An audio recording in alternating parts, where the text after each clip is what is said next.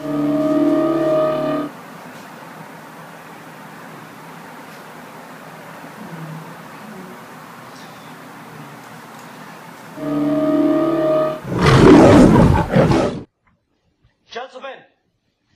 the time has come once again to discuss things.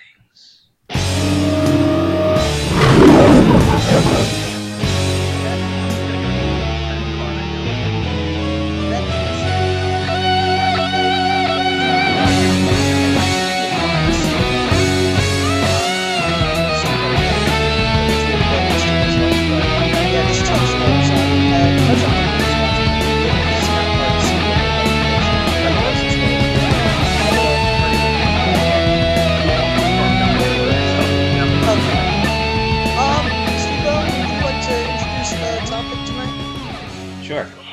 Today we'll be talking about Justice League and Justice League Unlimited, and specifically the Timverse that all that is housed in. That was really quick, and like no one has any idea who's on the show. Apparently, I don't know. Sorry, they probably do. I'm not used to doing this sort of thing.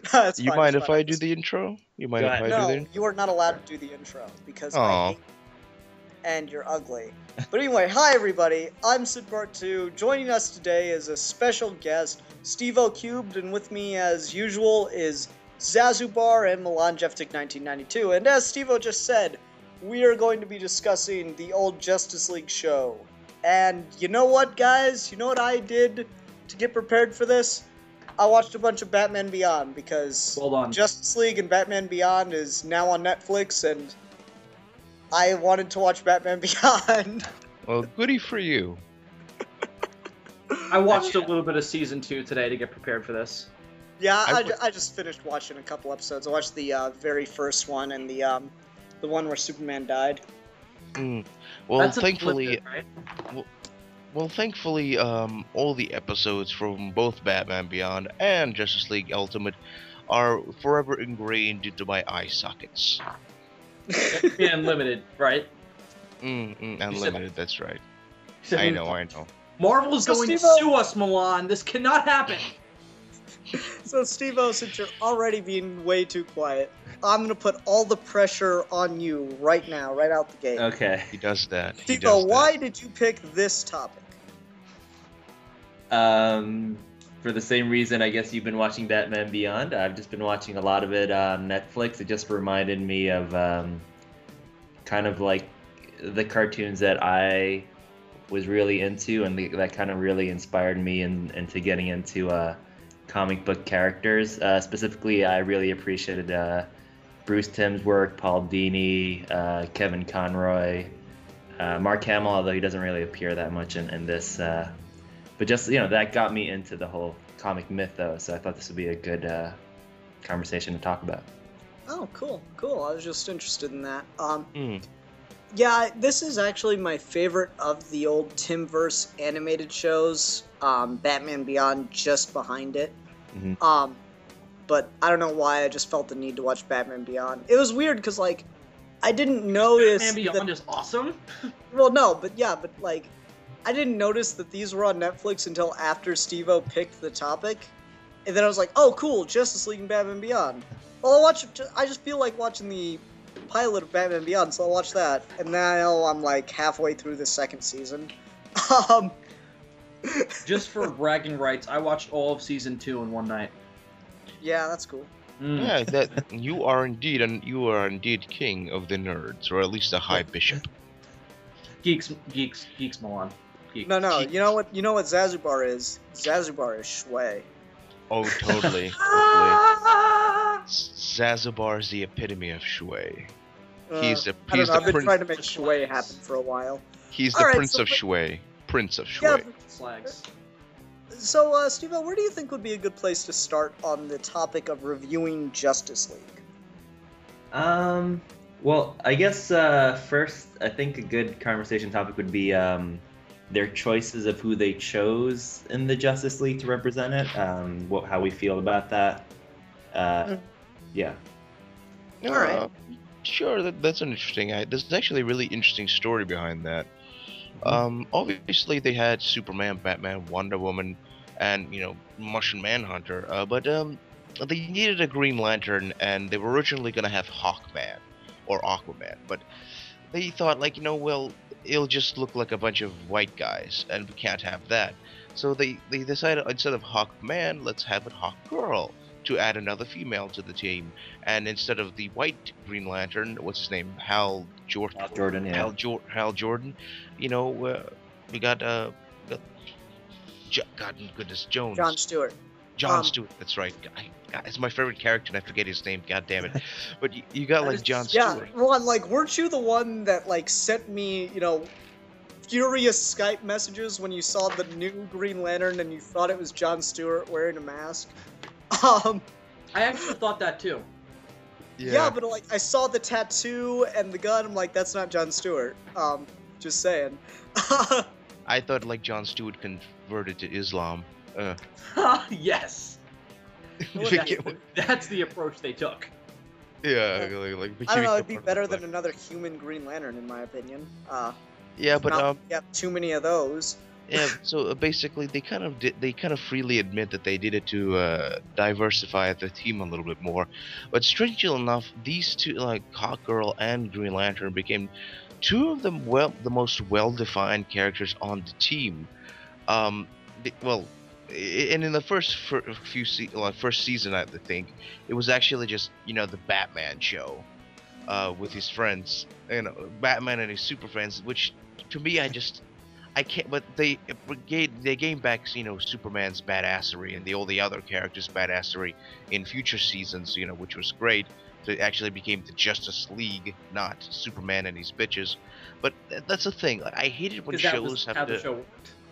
Oh, that would be an amazing name for a television show. Milan, if you actually don't mind, I'm actually going to disagree with you a little bit. I wouldn't call it Batman and his friends because, as someone who recently, a year ago, went through the whole first season of the show, Batman's really not in it that much as you'd expect. Even in the first episode, he says that he's not going to be in it full time.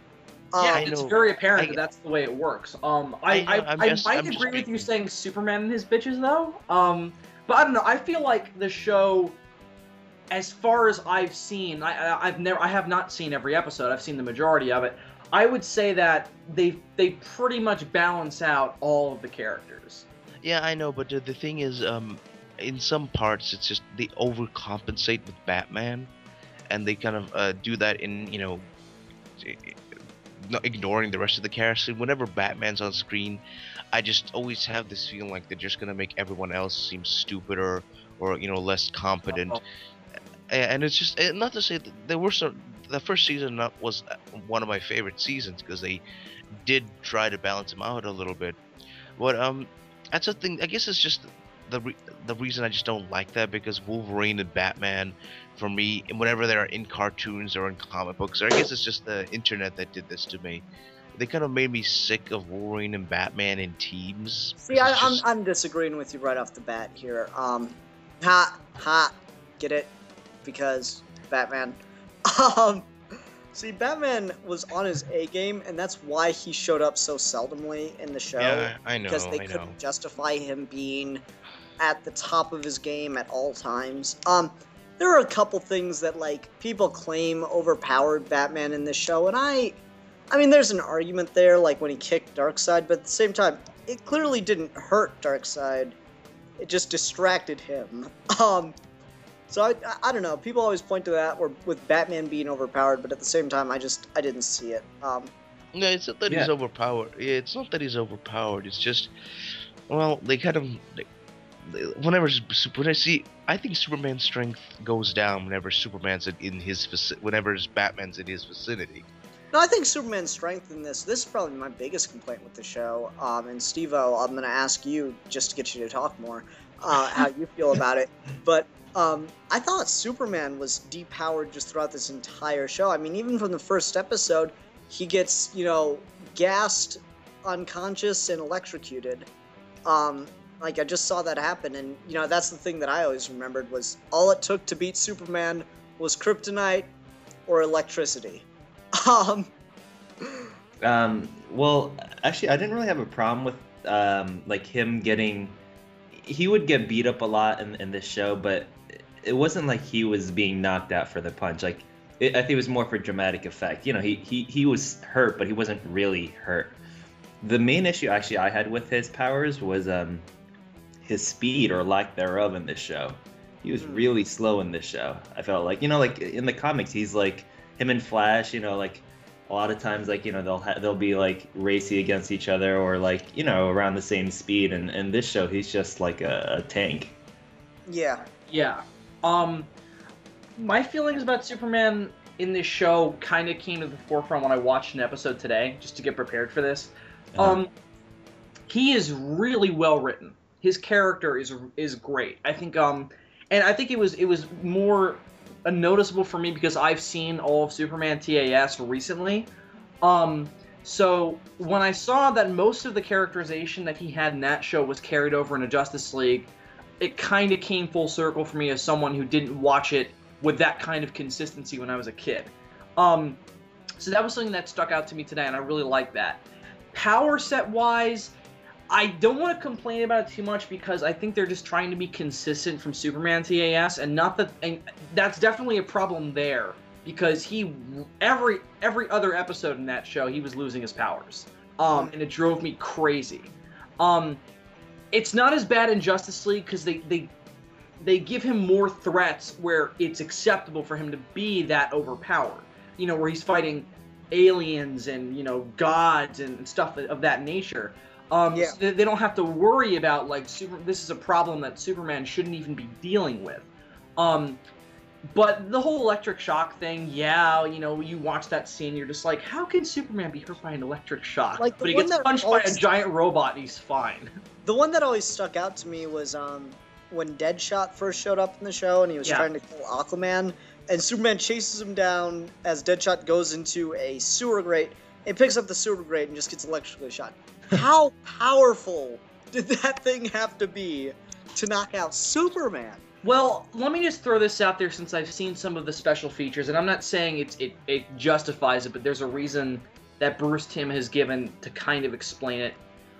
He said that he based his version of Superman very much so on the Fleischer cartoons, and the reason why Superman can be hurt by, say, an electric shock, or if he's got his back turned and someone throws a forklift on him, it knocks him out, is because he says that he thinks Superman can only be super indestructible if he's expecting it, if he's prepared for it, and therefore, like, if Superman doesn't expect there to be an electric shock, he can be hurt by it somewhat. That's the explanation they gave. I still think it's just like it's kind of a cop-out for dramatic effect. I'd actually agree with that one to some point, because in the last time we see him, it kind of does justify that with his, like, you know, big epic speech to Darkseid in that last fight scene he has.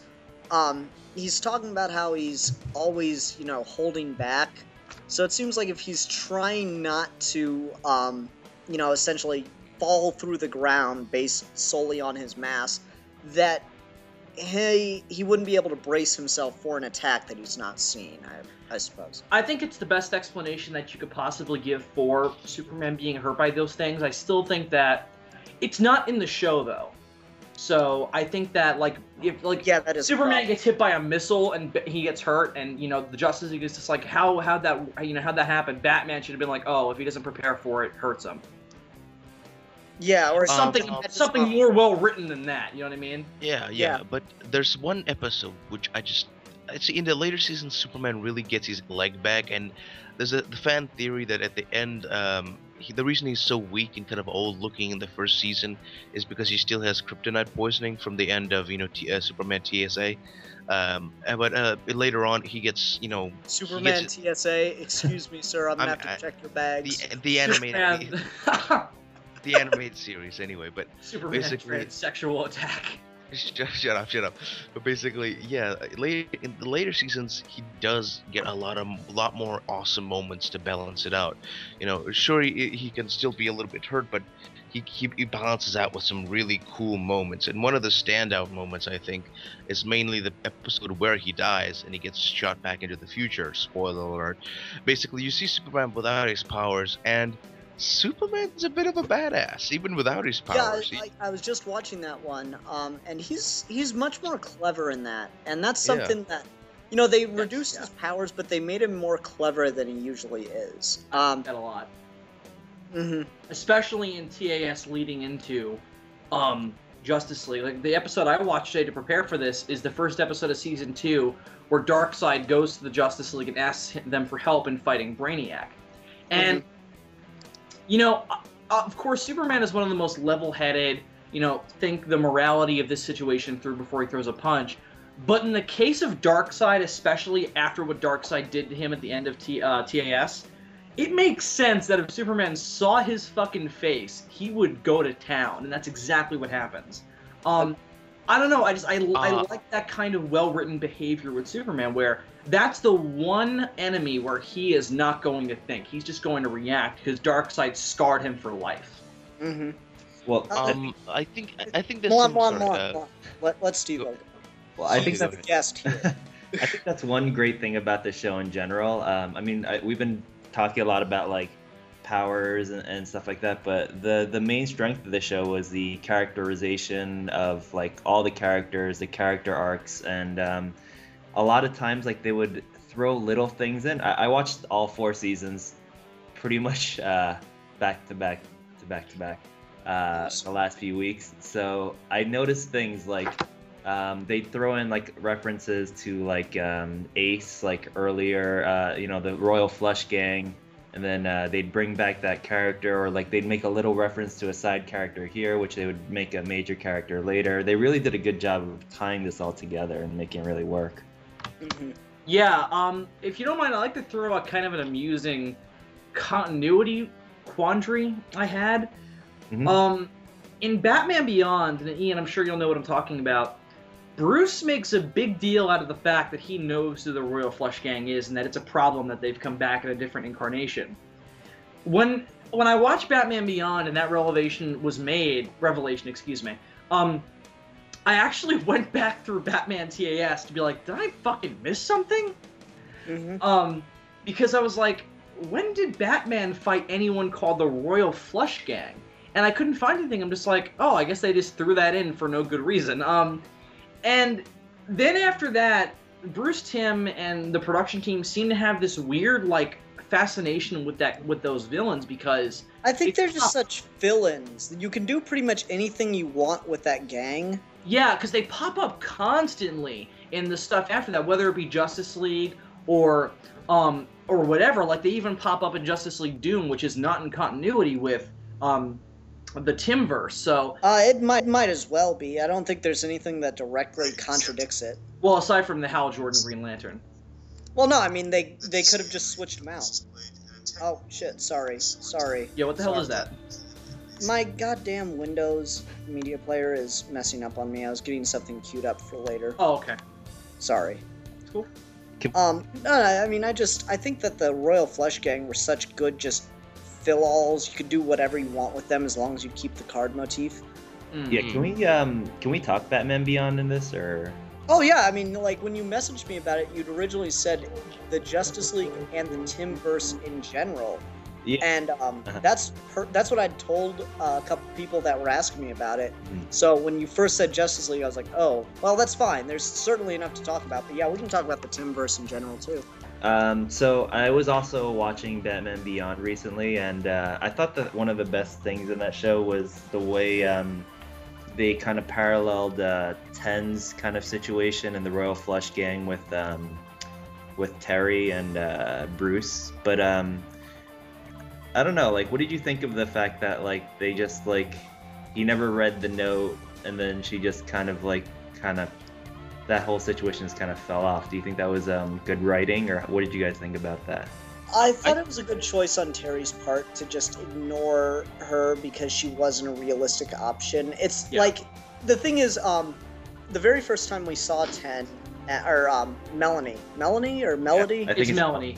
Yeah. Melanie. All right. The very first time we saw him or her, at the end as she's getting arrested, Bruce tells Terry about Selina Kyle. And I feel like that was Terry taking Bruce's advice to heart. Yeah. You know? I would agree. I don't think it was funny about 10. Sorry. The thing I just love 10 and how that kind of played out because it's weirdly enough.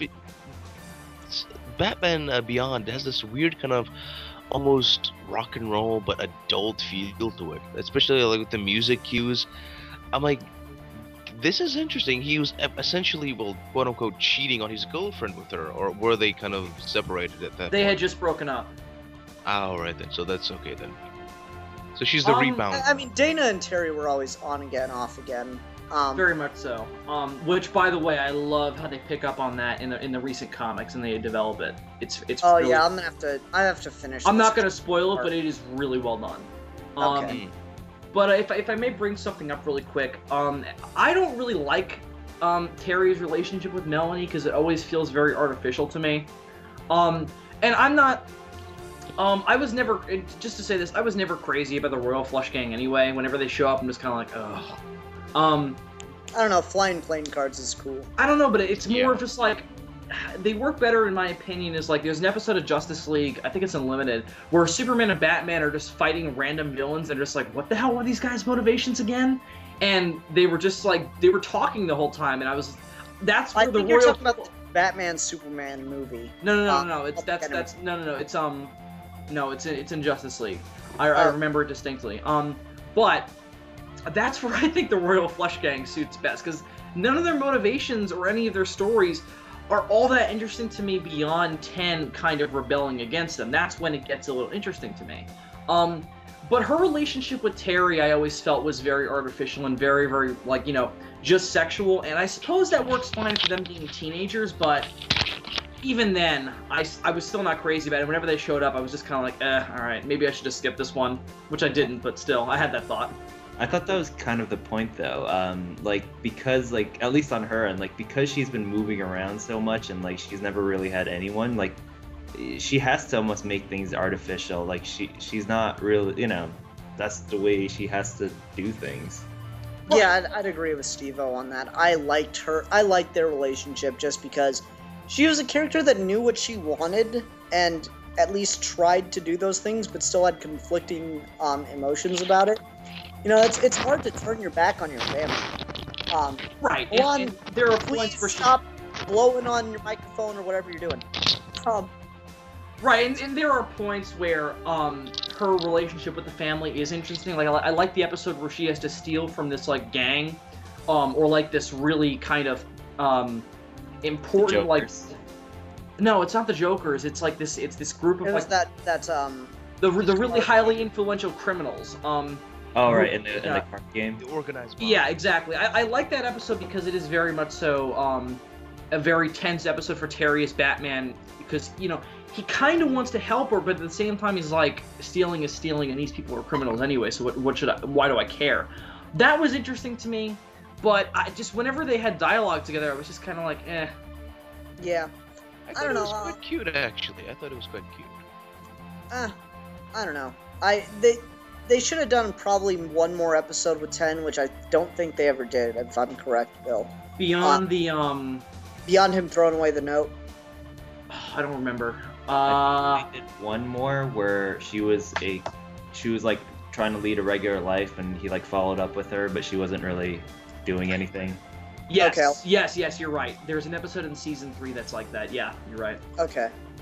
I don't know. I've got to watch that before I can really say anything, but I think their relationship would work better if there was a little more closure between her and Terry as opposed to just Batman and 10, as it were. I don't know. I enjoyed Batman Beyond. Like I said, it's probably my second favorite, just for the reason that I really wish we could have gotten a little more of Bruce Wayne in action in Batman Beyond than we did because I mean, there's the one episode with Ink where he puts on the robot suit, and then I think there was that one with Talia, but otherwise he was just always in the cave, and I don't know, it seemed like he would be looking for excuses to go out in the field, to me. Well, dude, what is he, like 90-something?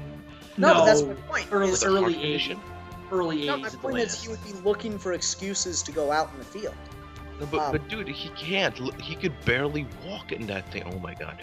He could barely freaking walk in that thing. I mean... I get that, but that doesn't change the fact that that's his character. I think he does. And it's in a way where, like, it's not necessarily if Terry gets in the minor bit of trouble, he goes out there and he starts punching people. It's just in the personality. Like okay, for example, you remember the episode where it's the first episode of Shriek, and he puts in that little earpiece in Bruce to make him think he's going crazy.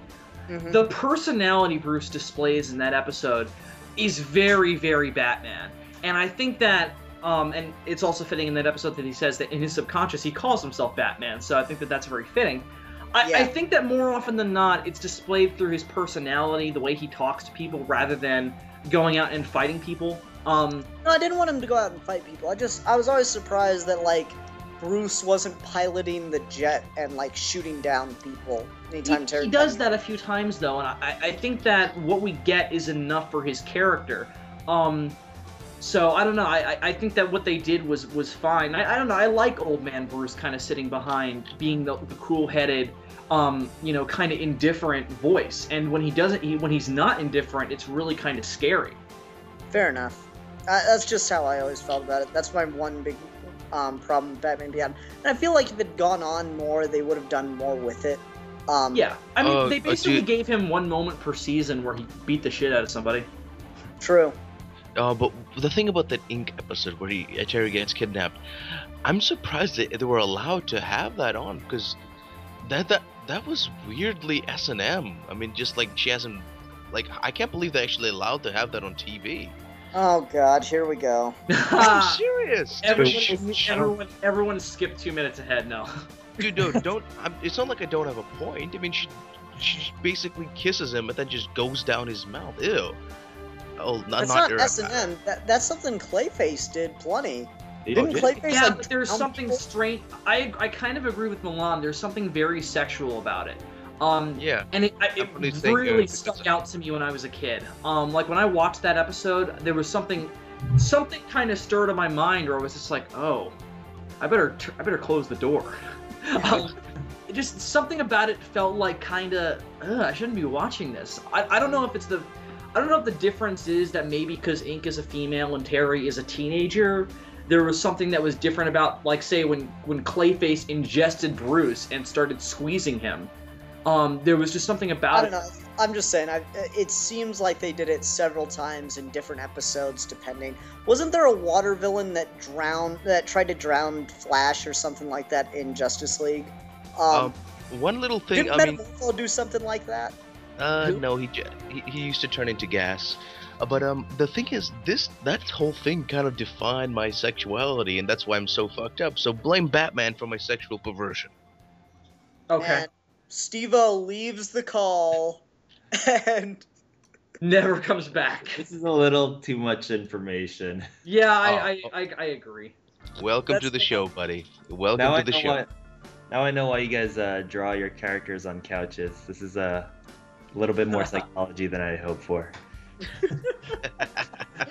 First of all, we're in chairs. I just want that firmly established. Those are chairs. Okay, so we're not sharing a sofa together. Good. No, that would be weird. We have comfy chairs. Yes. Well, we're Ian. We're already at weird. I don't think we're already there. Yeah, I know. We're not on our way. We're already there. We've been there for a while now. We need like a song to just cue whenever you know how Duke and Manos will sing, vague Marvel teaser? Bill, you and I need to just get with and now Milan fucks with your brain? Boom. No, just like, Milan gets sexually disturbing! Milan, thank you for ruining that episode for perpetuity for me. I've never thought of that. Lies, my friend. I know you are lying. You're just doing it to sound all cute and innocent. But everyone, I don't care if you thought exactly the same thing as me. Don't lie. I swear it never even crossed my mind. I didn't know what you were talking about when you said S&M until you fully explained it. I was like, what? And I just seen this. Like when he first said S&M, I thought he was gonna bring up the fact that she was this sleek black thing and she Terry's all in black. Yeah, I don't know. Yeah, hey, let's get back to Justice League a little bit because I have one to say about that show. We can once again move back into the Tim versus the whole, but to make a better transition, how did you guys feel about the last episode of Batman Beyond being in Justice League? I liked it. Let me ask you guys this, to bounce off of Ian's point. Did it feel random to you guys?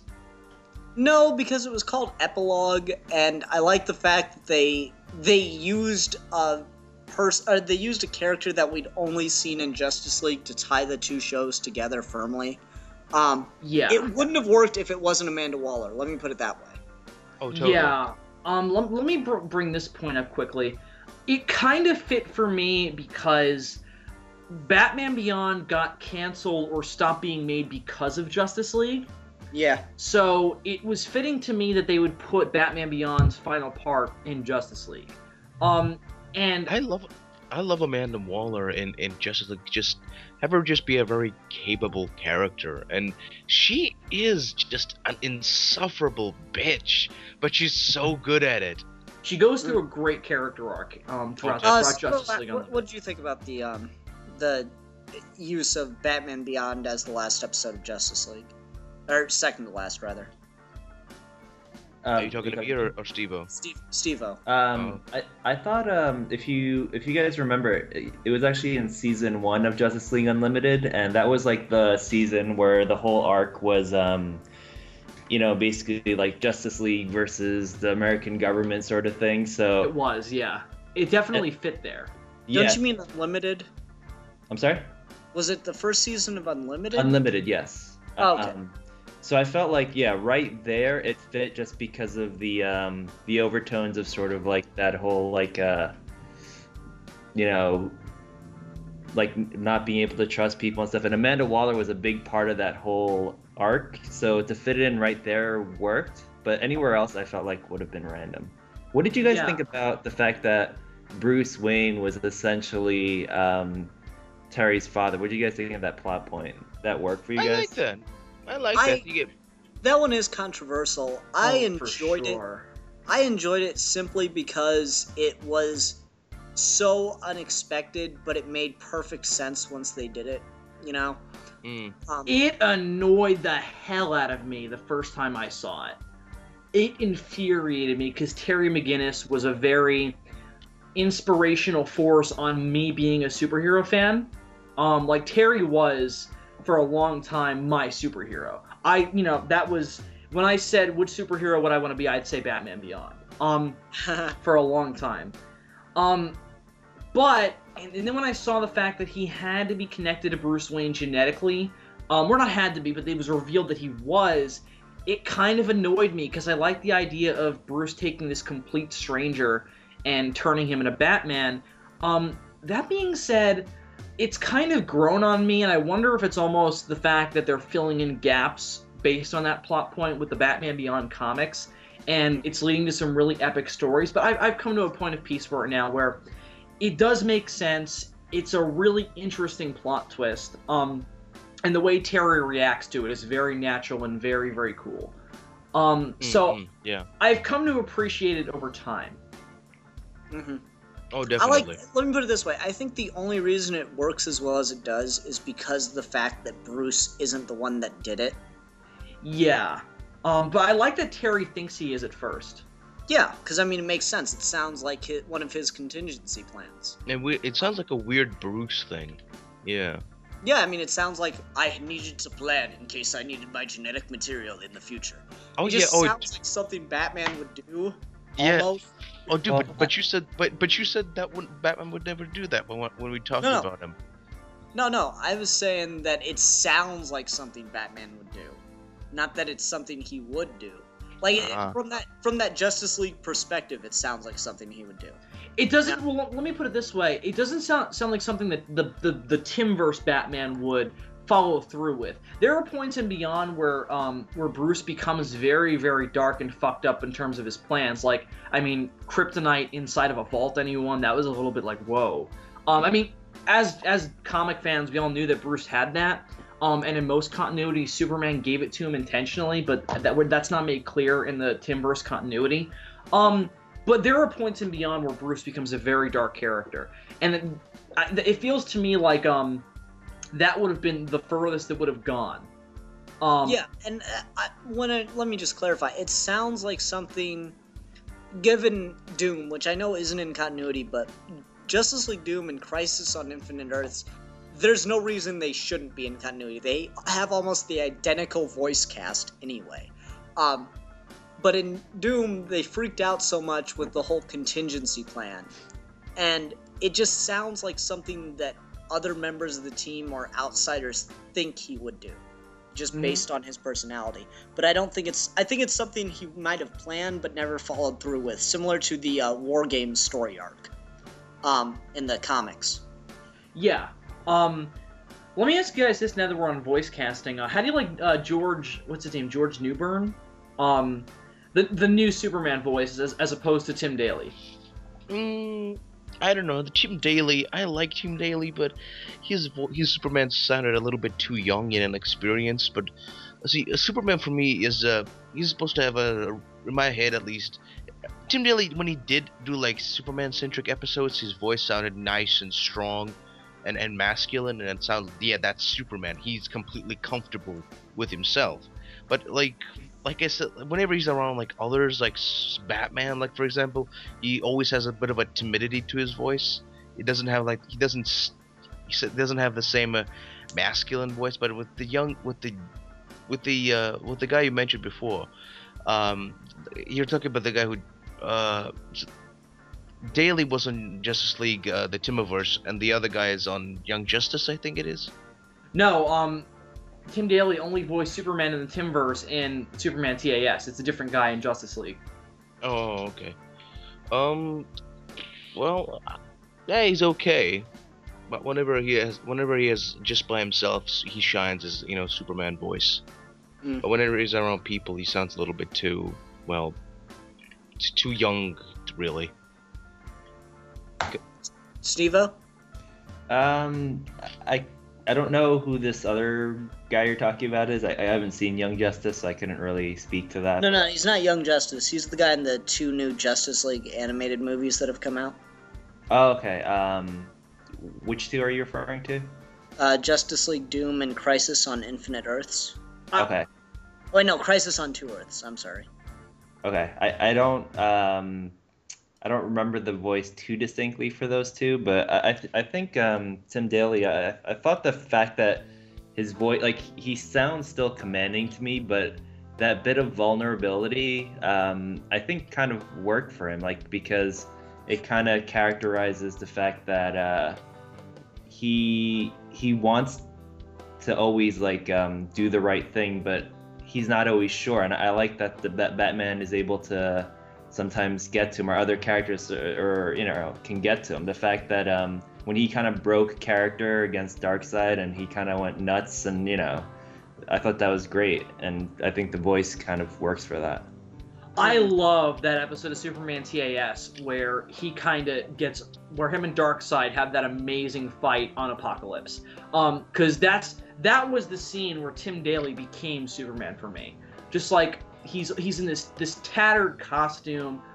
He's at the very end of his kind of morality because Darkseid has ruined his world, and he just sticks his hands in Darkseid's eyes and lets the Omega Beams destroy Darkseid for him, and then he throws him onto the ground where Darkseid's slaves are, and he just, in this really great voice, says, "He is yours to do with as you please." And then they just fucking pick him up and just go off to heal his wounds, and Superman's so hurt by that.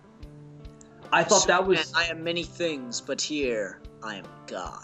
That was amazing. And was just the complete subjugation of his people. That's amazing. I wish they will have that in the Justice League movie. You can't have Darkseid without completely destroying the spirit. That's actually, since we're speaking about Superman TAS, that's actually my favorite moment from it during the Oh, me too.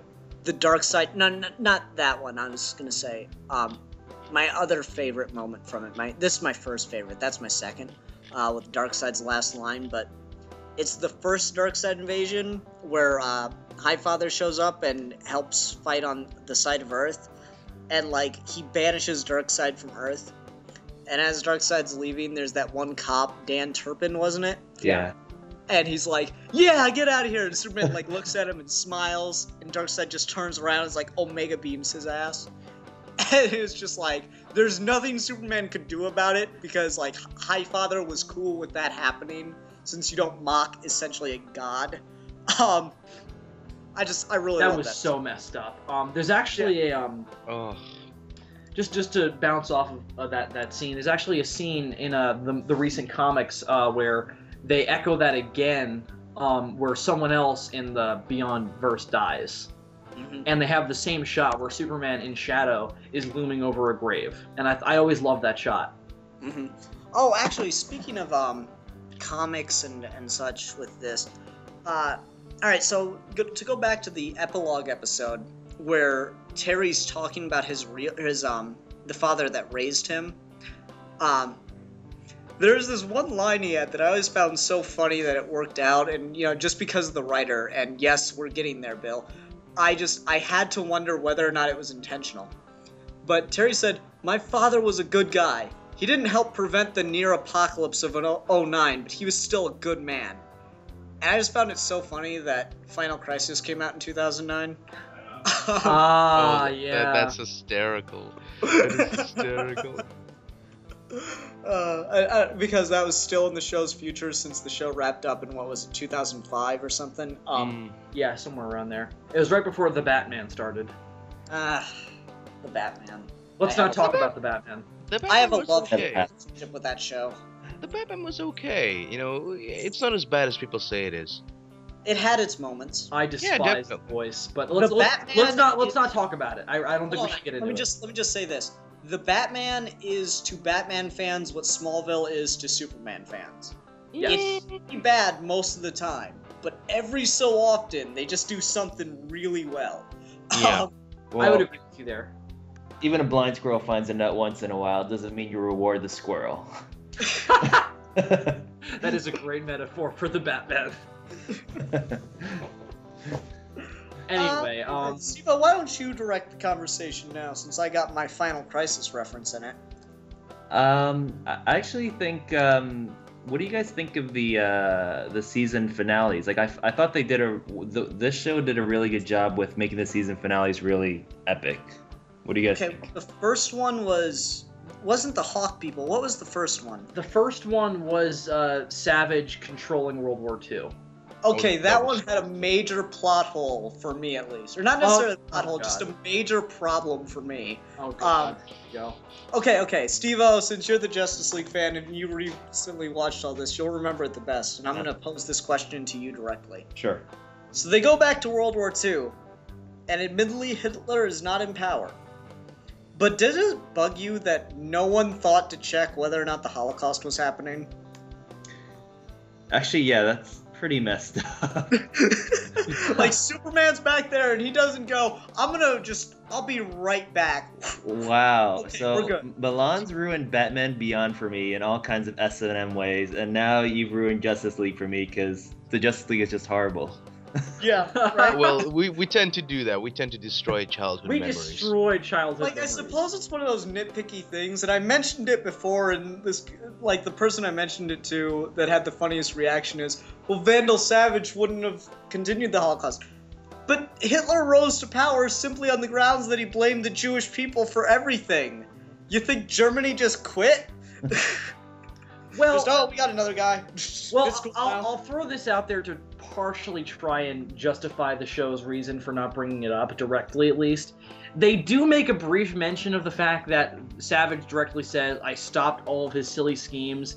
And Ian, I know we talked about this once and you said that was mainly referring to Hitler's quest for the Holy Grail and stuff like that. But yeah. I still think we can rope the kind of, all the genocide. Yeah, I think we can qualify. I think we can qualify the Holocaust as one of Hitler's weird little projects. Fair enough. I always found that really odd. Like, I remember I was just watching that episode, and I think I just watched Schindler's List again, a week earlier. So that was just where my head was at that time. But also, I was thinking about this today, or just recently, actually, because I was watching The Hereafter, where Vandal Savage has reformed. You know what I want a one-shot of? What? I just want Ra's al Ghul and Vandal Savage having a drink together, and I just want to read that conversation. I think Vandal Savage is because Vandal Savage is older than Ra's al Ghul, like by I know. But like, yeah, way older. Still, they have the most in common out of any villains in the DC universe. Like, I just would want them to be talking about. Do you remember Charlemagne? Oh yeah, that guy, that beard was ridiculous, wasn't it? Like, just. Oh my god. I want to read that conversation between them because I have a feeling they just get along. Oh my god. I will not start the whole regenerating thing until like the late 40s. No. Ra's al Ghul, Ra's al Ghul was around his people were contemporaries of the Sumerians. Are you sure? Because there's I've read Birth of the Demon. Wait, yeah, Birth of the Demon. But so have I. I'm pretty sure in that comic. Oh wait, okay, never mind. I'm thinking of the wrong scene. I'm sorry. You're right. I'm thinking of the guy in Son of the Demon who fights Ra's al Ghul and Batman. I mean, Ra's al Ghul invented germ theory. You're right. I'm sorry. I messed that up. My bad. Yeah, I mean, Vandal Savage is obviously much older, but I find that could be a very interesting story. I was just thinking about that today. I'm shocked that they've never crossed over before. I want to see Vandal Savage call Ra's al Ghul youngster. I don't know. And Ross so offended. But all right. So besides the giant, Superman doesn't care about Jewish people problem. Because that's the way we're gonna say it. Yeah, I got a choice of words, and that's what I'm gonna use because it's quotable. That should be on a T-shirt. Wouldn't it be hilarious if that should be on a T-shirt. I was actually just about to make that joke. On the front of the shirt it says "What Justice League taught me as a kid," and on the back of the shirt it says "Superman doesn't like Jewish people." Yeah, I don't know. It's something I always found odd. But anyway, otherwise, beyond that, I really did like the you know me, guys. I'm a time travel dude. I really did love that bit with the whole, going back and seeing this weird paradox thing. And it's weird that I just watched an episode also about time travel too. They use that a lot more in this show than they did in anything else. Oh yeah, for sure.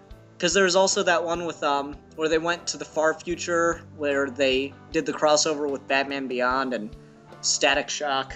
There's also one where Superman basically goes to the end of the world and teams up. Yeah, I mean that's what I was talking about. Hereafter, where he's okay, Savage, and they fight the giant cockroaches. Yes, and Vandal has that line about like, if you've been through one of their digestive systems. Oh God. Oh my God. I did like the World War II one. Steve, any favorite parts from the episode I just ruined for you? Actually, I felt like this one was one of the weaker ones for me because I felt like they were going for too many cliches here, to be honest. I also didn't like how I don't remember specifics, but like whenever they would team up with like people who are like in the war and stuff, I felt like they made it too the war, the characters in the war too much like caricatures, but maybe that's just me. Yeah, I mean, Jon Stewart was running around with the Marines, and actually, really, this very stereotypical. Like, it almost felt like the Big Red One with Jon Stewart.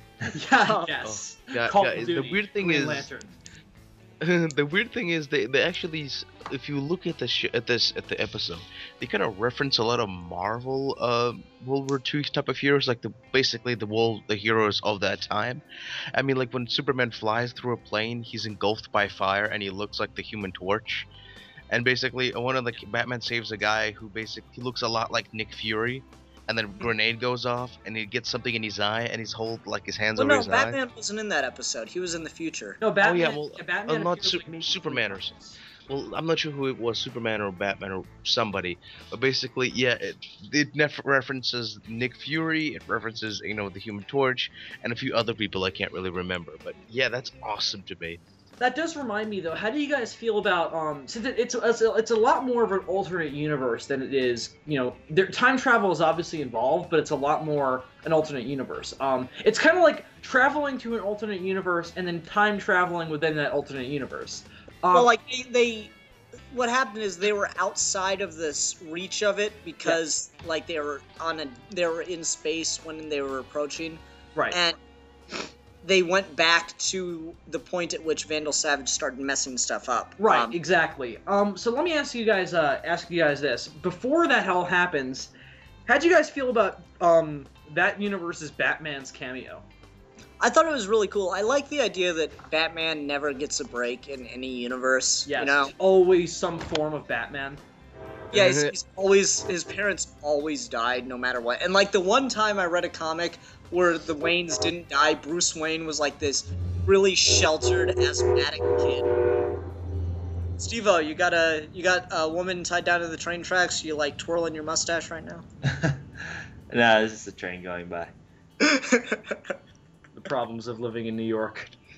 Anyway. No, I don't know. I always felt bad for Bruce Wayne. He either is like...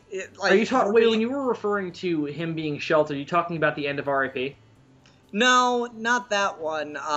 Though, yeah, it was like that too. But there was another one, just a big, weird time travel-y thing with Batman and Superman comic book, and like he had like this rich boy, you know, like that Patrick Bateman kind of body, but like Superman showed up and he gave him his Batman costume, and like Bruce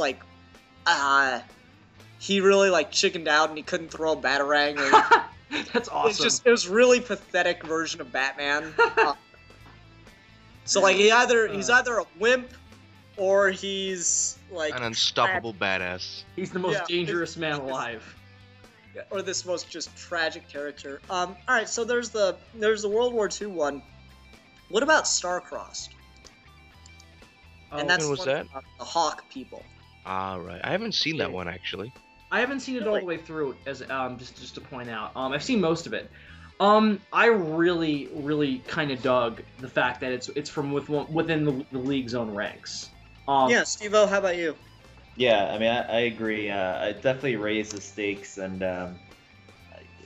Hawkgirl was one of those characters that, like, when I first watched the show, I was like, why did they put her in here? Like, but the more I watched the show, the more I appreciated her, just because her and I felt like Green Lantern had the biggest character arcs in the show, so I feel like this was a huge turning point. I gotta say, as a Green Lantern fan, I was really disappointed with Jon Stewart. They didn't take enough. They didn't have enough from the comics with Jon Stewart, because, I mean, in the comics he makes guns and like really cool, intricate inventions with his constructs. In this, he's probably one of the weakest Green Lanterns I've ever seen, because all he ever does is bubbles and lasers. I'm going to defend it slightly, because I feel like in Justice League, and I'm not sure how much this is going to relate to Green Lantern's inability to create complex constructs, but I feel like there are points where they go about as adult or as realistic as they can with some of the guns and stuff, without the censors being like, no, that cannot be on a child's cartoon. What the? Ian, what the hell? Sorry. Anyway, no, I don't know. It didn't bug me growing up, but then I became a Green Lantern fan, and I was like, holy crap, he can do this with these? And, like, they used it occasionally, like in that episode where they all became kids, he created a giant robot, and it was awesome. And just to let everyone know, that was my phone. No, Godzilla's attacking New York. Steve-O, Bill, run. Actually, no, don't worry. Just ignore him. He'll go away eventually. That's like, Bill, I want to see that in a Godzilla movie now. I just want to see, like, some Japanese guy just in his office, and he just looks out the window and he sees Godzilla, and, like, you expect him to freak out. You expect him to freak out, he just, like, shrugs his shoulders, rolls his eyes, and keeps on typing. It's happened before. There's this, just to create a brief anecdote, there's a scene in Return of Godzilla, which is the '84 movie, where, this, like, drunk homeless guy lived through the first Godzilla attacks, and he thinks he knows what to expect. Little does he know Godzilla's more powerful this time, and he's just like inside this like high-class restaurant making his own food, and then Godzilla attacks, and he doesn't kill him, but it's this hilarious scene because he's like cool. he's just like taunting Godzilla from out the window. It's awesome. That is So the funny thing is, you say like, this homeless guy survived the first Godzilla attack, and when the Godzilla come back, he's apparently more powerful. What is this, a super hobo? What the fuck? no, Godzilla's more powerful. No, yeah, Godzilla's what does that have to do with freaking? What's the like? This is a human being. What does the Godzilla being more powerful have to do with this I guy just wanted to mention surviving? that just because he thinks he knows what to expect. Oh god, it's a giant lizard. What the hell? A brief death race. What are you gonna do? What is there not Nothing, to? apparently. Just eat food at a high-class restaurant. Well, I mean, this is actually not a bad time to, if you guys don't mind, let's talk a little bit more about Starcrossed. Bill, I agree. I like that they used Hawkgirl. They actually gave her a purpose because, Steve-O, I agree with you also. I think she was like the most useless character in this show until that point. There were moments before where they really give her character some moments of just like, she creates this massive defensiveness about her where she's very, very aggressive towards other people, and they give it this reason of just she's so far from home, she misses it so much, and she just doesn't like the way Earth life is. So I like the fact that her character has that. I'll agree that before season 2, she feels very like, what the hell is she doing here? Mm-hmm. I don't know, I don't really care for her character. I like that they built up the relationship with Green Lantern, and then, like, the episode after we see them kiss is when Starcrossed begins, if I remember correctly. Because, yeah, I think we see them actually begin a relationship, more concretely in the Christmas episode. And then, John immediately feels betrayed after that, so I thought that was really good. I don't know, Starcrossed, I thought it was interesting, and what annoyed me about it is they clearly established that the Thanagarians are aliens, that Hawkgirl is an alien. I always thought her animation was lazy, that they didn't make the wings flap, by the way, but anyway. I thought they did. Well, not very often, like, she'd just be hovering there and the wings wouldn't be doing anything. That always bugged me. Oh, I never noticed that. Constantly, dude. Anyway, but what really annoyed me is they clearly established that she's an alien, and then they did the weird thing with the stupid Egyptian mythology. And yeah, that was That was a little kooky. I don't know, that, like, Hawkman and Hawkgirl's origin has always been just a clusterfuck. And it was so simple in this fucking continuity, too. It's just, they explain it in, like, 5 sentences. She got blasted by a guy in her homeworld. She got whatever the word is. No, that was a cover. Her entire purpose was to be a spy on Earth. Oh, this is the problem. I haven't seen Starcrossed in full, so I didn't remember that. That's the thing, is she was a spy to scope out Earth defense systems. That was her entire purpose in the show, and she wasn't supposed to get attached, but she did. But still, that in and of itself is very simple, and then they bring in the Egyptian mythology shit. Yeah. And I don't think it's necessary because we have this huge character arc for her, a character moment where she has to make a choice, and she's dealing with the consequences of that choice throughout the whole rest of the series. And then it's just like this whole like almost Dracula in the recent versions or even the Mummy, where it's like we're destined to be together from the sands of time. So it really kind of was just like, what? Really? You're gonna go there? Yeah. Bill, watch Starcrossed because you would enjoy it. There's a fantastic... Oh, I'm definitely gonna get to it. Since I've worked my way all the way through season 1 now. It's just that I never... There's just this fantastic moment at the end. It's actually... Batman just had, like, so many great moments in this show, but... So they the Watchtower gets taken over by Thanagarians. Flash, Martian Manhunter, and Batman sneak onto the Watchtower, and he's like, we're gonna crash it into the satellite thing that they're building. And, they're loading all the Thanagarian soldiers into the escape pod, and Flash and Martian Manhunter are in there. And Batman just puts his hand on the eject button, and Flash and Martian Manhunter watch helplessly as the escape pod floats away from the Watchtower. And Batman's like, gentlemen, it's been an honor. I love that moment, yeah. Yeah, and then he goes and starts crashing the Watchtower. Oh, God, that was so good. Such a great Batman moment. I also really like the scene where they all reveal their identities to each other, even though Batman already knew all of them. Well, Batman's the one that revealed him to everybody. Yeah, exactly. He's like Clark Kent, Wally West, Bruce Wayne. And Flash is like, show off. Wasn't that the first time we've seen Bruce without his mask on in the series?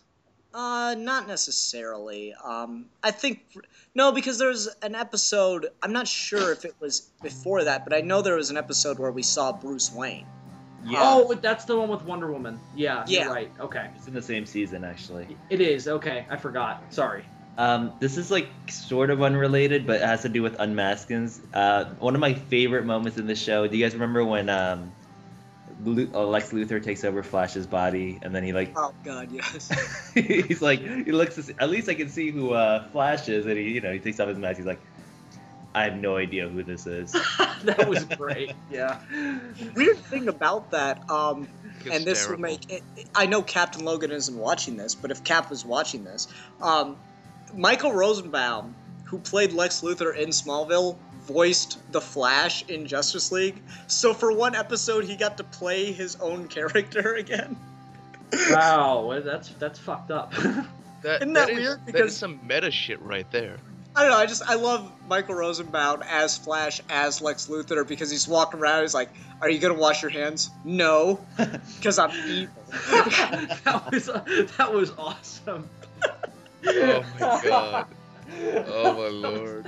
I love that's that hysterical. moment so much. Oh my god. Oh, That's one of my Oh, all-time God. favorites. I love he just mouths off to Mirror Master, which is just fucking hysterical. I love that Lex Luthor so much. Dude, Probably Steve-O, my favorite. Steve-O, as a teacher, you should totally use that line. It would be amazing. It's like, are you gonna change my grade? No, because I'm evil. And then the kids report you to like the principal because they're like, "What the hell was that all about?" He's a sociopath! Like, you can only do it if they're wearing like a Superman shirt or something. And you know they would get it. No, I watch his videos, they never get it. So to go back to Starcross, to be Yeah. honest, I actually I like the ideas behind Starcross more than the actual episode. I thought that the third part really picked up steam, but I thought overall it moved kind of slow. I mean, it's good, but I felt like the final two season finales were better than the first two, just personally. But Fair enough. I will admit it kind of took a while. I think it should have just started with the Thanagarian invasion, personally. I don't think we needed the whole, we're having the Justice League help us build this weapon that's going to destroy the planet. I don't think we needed that, and Batman, unraveling the mystery. It didn't feel necessary, because it was more interesting to see the Justice League on the run than it was to, see them build a metal circle. Dude, the metal circle makes the thing. I mean, the metal circle, man, it represents life. It represents the human experience, man. Don't diss the giant metal circle, man. Don't diss the giant metal circle man in the children's animated cartoon. Yeah, totally. That's more focused on science fiction than it is on, like, humanistic ideas. wow. Well, that's actually kind of an interesting point you just made. Is this a children's show? No, not well. I think it's an all ages show. Well, let me say this, because I've actually been dying to say this all video. This is an adult show with the disguise of a children's cartoon. Because there are so many moments, especially in Unlimited, where they so badly want to curse. I can tell. And they make very, very, very subtle sex jokes. It's very obvious, and also the proof is... Subtle. I mean, they did a pan up Black Canary's fishnets. Also, I mean, the proof is in what Bruce Timm made after this. Mhm. In those movies. What was that? I mean, no, just like the DC direct to video line. I mean, they're all like filled with blood and cursing, and sex and all that. But I almost like the way Justice League in the Justice League Unlimited does it better. Because as someone my age now, I appreciate those subtle or as a kid I never caught those. Dude, So, I did. Remember that well, part that where doesn't surprise me. Lon, you were never a child, though. You just kind of Shut up. accepted. Fully that- formed. Milan. Anyway, remember that part where basically Flash goes, he's standing with Hawkgirl, and he says like, "I'm the fastest man alive," and Hawkgirl's like, "I guess that explains why you can't get a date," and Flash is like, "Yeah, oh, hey." Yeah, there's just so many moments like that. Well, yeah, there was another one where in the World War II episode where like they all fell down in a train and you just hear Hawkgirl go like, "Whose hand is that?" And Flash's like, "Sorry." I also love how many times Flash tries to get with Hawkgirl, and they it's never pan terrible. out. It's so funny. Hawkgirl and Wonder Woman, but just on that topic we were just talking about, and we'll get more into that in a minute. But we do have Anyone with a well-defined chest line for Flash in this show. yeah. Just because we have a Skype in, and I wanted to play it a couple minutes ago, but now seems more apt time just because I've heard the first couple minutes of it. Let me know if you guys can't hear it. All right. Ow. Greetings, gentlemen, and welcome Steveocubed. The DC animated universe has played an integral role in storytelling, in comics and animation today. Maybe someday for lucky film. I know it's been important to me, and I hope many others. You see, I grew up loving Batman the Animated Series. Fantastic representation of the character. Watching, I thought, how could it get better than this? Then we get the new Batman adventures. Aside from certain redesigns and certain episodes, we got great stories. And an evolving Batman. More dark, distant, yet with a Bat family. Now, in addition to 6 interesting characters, we have an even better Batman, distilling what's great about him up against powerhouse characters within 30 to 40 minutes per episode. Without missing a step, just pure awesomeness. So I pose to you my first topic out of 2. Favorite Batman moments, and why, from each of you. My other topic, let me start with saying, the Justice League series was creative with their reimaginings for each season. The creators didn't know if they were coming back after the mind-blowing finale that was Star-Crossed. They went all out with it, hence, the Watchtower destruction. But surprise, they get renewed, change the format, unlimited members, Cadmus plot, Luthor, all out. Back again. Pull out all the stops, Legion of Doom, and a Darth Vader head in a swamp. Leading to the finale, to end all finales, Destroyer. With all that in mind, here's my second topic.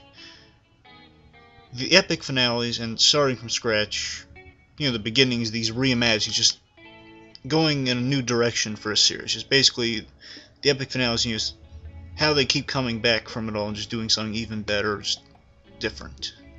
So yeah, that and your favorite Batman moment. So, those are my topics. Thanks for doing this episode. Steveocubed, you made a good pick, and I want to say my condolences for you not being in the Who Reviews the Reviewer contest anymore. You had great stuff. Heck of a ride. You put a darn amount of effort into it. Remember that. Did some good stuff. You had a good run. Well, gentlemen, I know you're going to do a good job with the show. Sorry I can't have been there live, but I'm there in spirit. Fantastic topic. I know you guys are going to do a great job with it. Take care, and good night. Okay. What Let's a start off. charming individual. Yes. Let's start off based on, since it was actually directly related. Let's start with the second one. As we were saying, these do have fantastic finales, and I didn't know that they didn't realize they were coming back after Star-Crossed, which Yeah, makes I didn't know that either. sense. I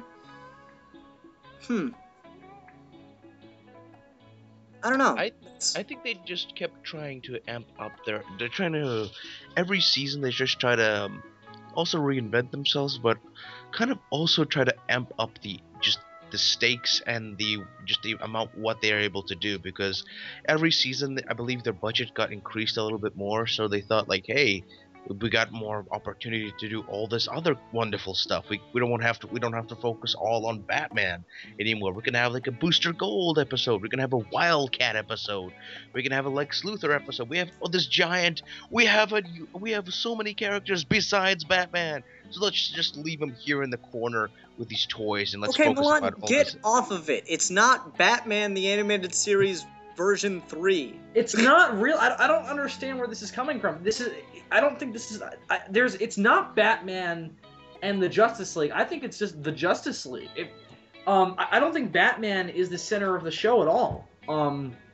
Like, honestly, he has some great moments, but he probably has the least character development out of none at all. And I think that's kind of the point, because Batman got 2 whole shows devoted to him. So I'm actually glad that they focused on other characters. And they used Batman as Batman should be used. They used him as Batman. He was awesome. And they gave all these other characters the spotlight in connection to him. I think my biggest problem with it is that at some points he feels too indifferent to the League. Indeed, that's the one. I would agree with you there, but I think that's more of the direction they were trying to go to give other attention to the other members of the League, is to make Batman this like stone cold, alienated kind of person. And he does get some development, like his relationship with Diana gets developed over the course of the show a little bit. Yeah, and that was about it. And I by the way, how did fans never come up with that one before? Batman and Wonder Woman makes so much sense once you see it happen, but not when you first say it to me. But anyway, I don't know. Like, besides that development of giving him someone that he could realistically be in a relationship with because he doesn't have to worry about her dying in his arms, I don't know, I liked Batman in this show. This is my favorite visual design of Batman, my favorite characterization of him out of all the animated stuff.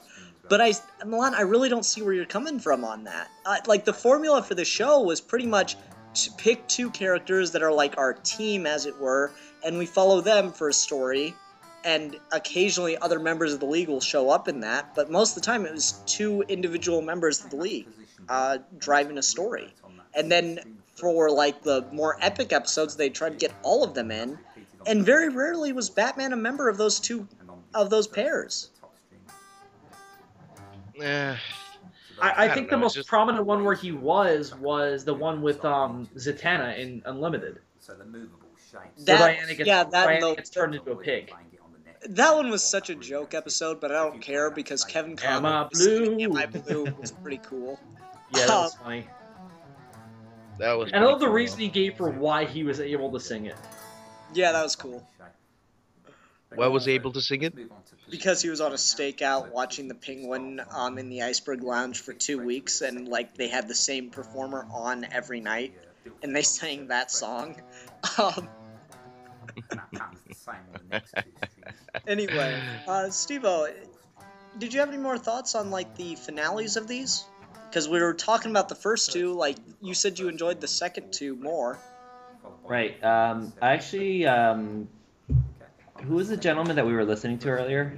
That's Blue Dragon 5. I should have said this beforehand, but we do this segment called Skype-ins, and that's why I had you change your thing, where basically imagine like a radio show call-in. I'm trying to get that to kick off a little bit more, and he wanted to send us a file. We'll occasionally do either, you send me an audio file pre-recorded, or if you're on at the time we're recording, I'll add you to the call, and you can like talk like it's a regular call-in. Oh, okay. Gotcha. I really like both these season finales, but I wish that they had done the one with what's his name? Darkseid, that one first, and then the one with Amanda Waller and all that other stuff. Divided We Fall, Epilog. I wish that was actually the series finale, because I felt like it had more of a, I don't know, final moment to it. I'd agree with you there. That does make sense. Yeah. But I don't know, would that leave it too murky with the idea that they didn't... Because if I remember correctly, you weren't sure about the foundations of the team at the end of that one. Whereas where at the end with the Darkseid one, you were clearly sure that these characters went on and that the League got even stronger because of it. Oh, definitely. It's so sad to see when something this long and this huge and this epic comes to a sort of a close. And it's weird because it's only 4 seasons. If you consider both shows one like continuous thing, which I do. Yeah, it's only 4 seasons, which I mean, and people always talk about Batman the Animated Series, and that was only 3. It's so weird that like these 3-season kind of things, and sure there are more episodes than you usually get, but that it's so weird that these, relatively small season things are such a big deal. They felt like they went on for decades as opposed to just a couple of years because of all the reruns and just how effective they were with like the youth. And I feel old for saying that, but those youngins Dude, don't worry. Batman Beyond on TV. Yeah, man, it was amazing. Can we? I just want to go back to Blue Dragon 5's point about how like they weren't sure if they were coming back or not, and after they did and what happened.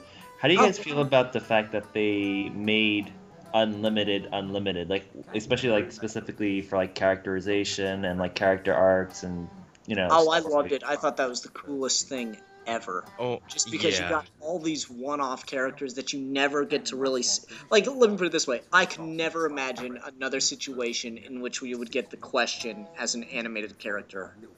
Oh my god, it's amazing. Well, not before that, yeah. But if only they had a fucking spin-off show. Oh, I think this is the I would watch the Question Huntress spin-off show based on those characters. I would watch it. Oh, totally. But I think this is the show that you go through my trash, please. I go through everything's trash. I think this is the show that kind of really introduced new characters to a new generation. Like after this, I love the Question in any comic book that he is in, any sort of media. I love the Question and Green Arrow. Like the Green Arrow in the show was hilarious, and they're dynamic. Oh, I love this version of Green Arrow. Yeah. Oh, it was great, and he was the '60s Green Arrow, which is awesome. I also love the part where he sings his own theme song. Oh yeah, I like da-da-da-da-da-da-da-da. Oh, I love that. That is amazing. Mm-hmm. I don't know. I never really care for Green Arrow. He's one of the, everyone's got that character that like everybody loves, and then there's that's Green Arrow for me. I love Green Arrow. Not for me. It's always just like, and here's Green Arrow. I don't care. That's because you have no soul. I have no soul because I don't like one specific character. Thank you. Yep, your whole internal life has to do with you liking this one animated cartoon character. Can we go back to just ruining Steveocubed's love for the show? Like, let's just Steveocube, name your favorite moment. I'm gonna try to mess it up for you. Actually, Ian, I feel pretty neutral about Green Arrow too. I'm not crazy about it. Like, there's nothing wrong with him. If you like Green Arrow, that's fine. But I'm just like, meh. Like, everyone's trying to get me to watch Arrow. I don't care. Yeah. I don't know if I'd ever read Green Arrow in his own stuff, but I like him in the context of this show. And I didn't care about him in the context of the show. I actually felt like they kind of just like, how they're trying to give everyone their own shine in this show? I felt like they wanted to do more Batman, but they couldn't without doing too much Batman, so they just made Green Arrow a surrogate Batman. I mean, that's the thing is, like, all these characters get like one chance to shine, and Green Arrow comes back 4 or 5 times. I don't know. I didn't mind because I really liked him. I don't know. Like, I know that I was fine with him in the like pilot, as it were, for Unlimited, and then he came back again during like that whole plot with the like other heroes that don't have actual powers. I don't know, he just got really... And then he was in, like, the whole boxing ring scandal. With Wildcat, yeah. Yeah, it got to the point where I'm just like, dude, we have enough Green Arrow. Like, I guess Paul Dini or Bruce Timm just really loved Green Arrow, and that's fine. Bruce Timm is a big fan of him, yeah. Yeah, that's fine. I just don't care. Fair enough. I do. Well, you are Me too. objectively wrong. You're objectively stupid. No, I'm kidding. But kind You're of. objectively a jackass. You're It's like gonna get on the teacher gloves. It's just like, okay, break it up. He just takes. And then we all- That's like, really nice. And then he's all like, "Okay, guys, you got a lot of hugging to do." Milan, if you ever draw us hugging, I will disown you. It's funny you should say that. Well, Ian, he shows us hugging him on the My Little Pony title card. True, Yeah, I forgot about that. That was a joke. But to be fair, we are looking very unwilling in that situation. So. True. Oh my god, man! I just got like pictures of you guys in like in embarrassing costumes of just standing there, and I'm laughing at you, just because I just want to see how that looks. Fuck, Whatever you have to man. do, get your rocks off, man. I'm not gonna judge you.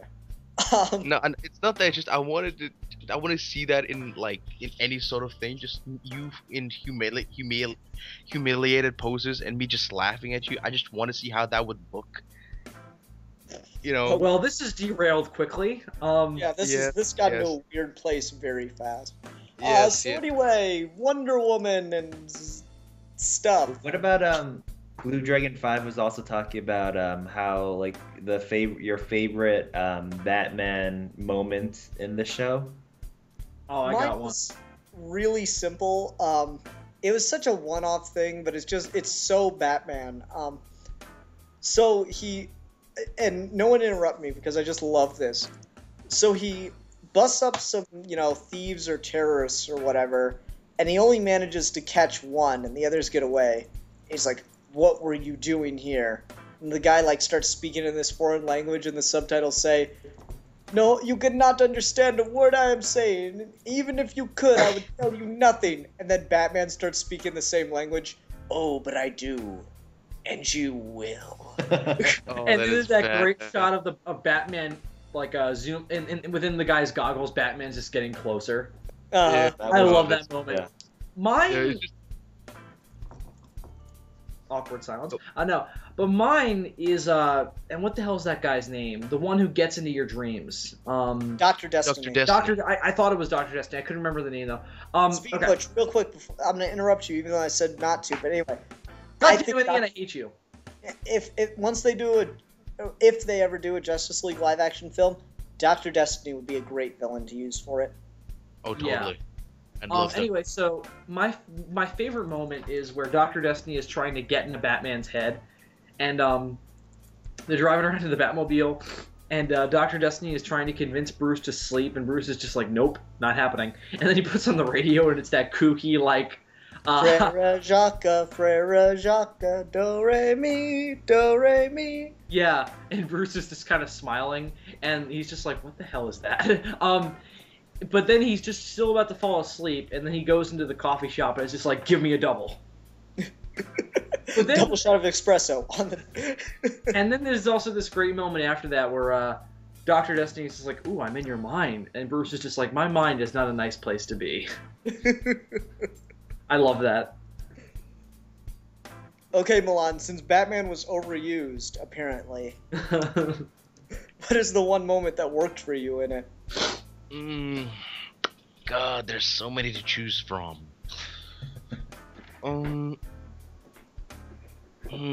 I like that scene near the end, the very last episode, where basically, it's Ace, little psychic girl. She's basically tearing apart reality, and she created her very own, Royal Flash gang, but they're just regular people, with the reality bent around them. And basically, Amanda Waller says, if this continues, all this weird psychedelic shit that's happening to the world, it's going to be permanent, and she's going to basically eradicate all life on Earth or something like that.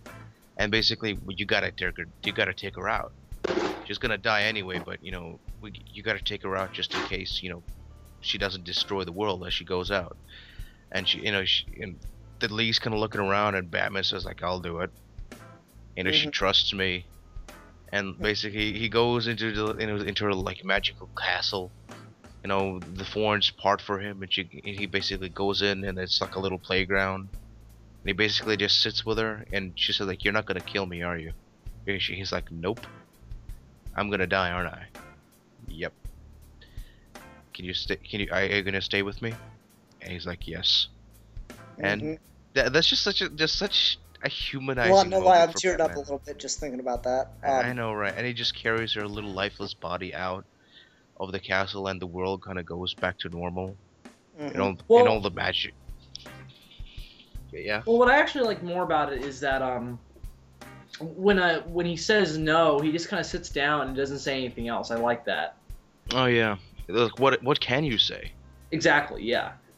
Mhm. Man, no lie. Like, there are a lot of things that just, God, Batman always gets to me like that. Like, he's the one character that breaks through this cold shell of discarded emotions, as Milan would like to call it. But anyway, Stevo, how about you? Actually, I picked the exact same thing as Milan. Really? Yeah. Shocking. Well, have you got a second then? I was actually trying to think of it while Milan was talking. I guess I'd have to say just the whole episode with the pig, where Wonder Woman gets turned into the pig, and how like Batman has to like, you know, go through hoops for her, and then he winds up like singing. I don't know. I just enjoyed that whole episode. I love the part where he's petting her. Yeah. I thought that was awesome. Mhm. That was hilarious. Yeah, I don't know.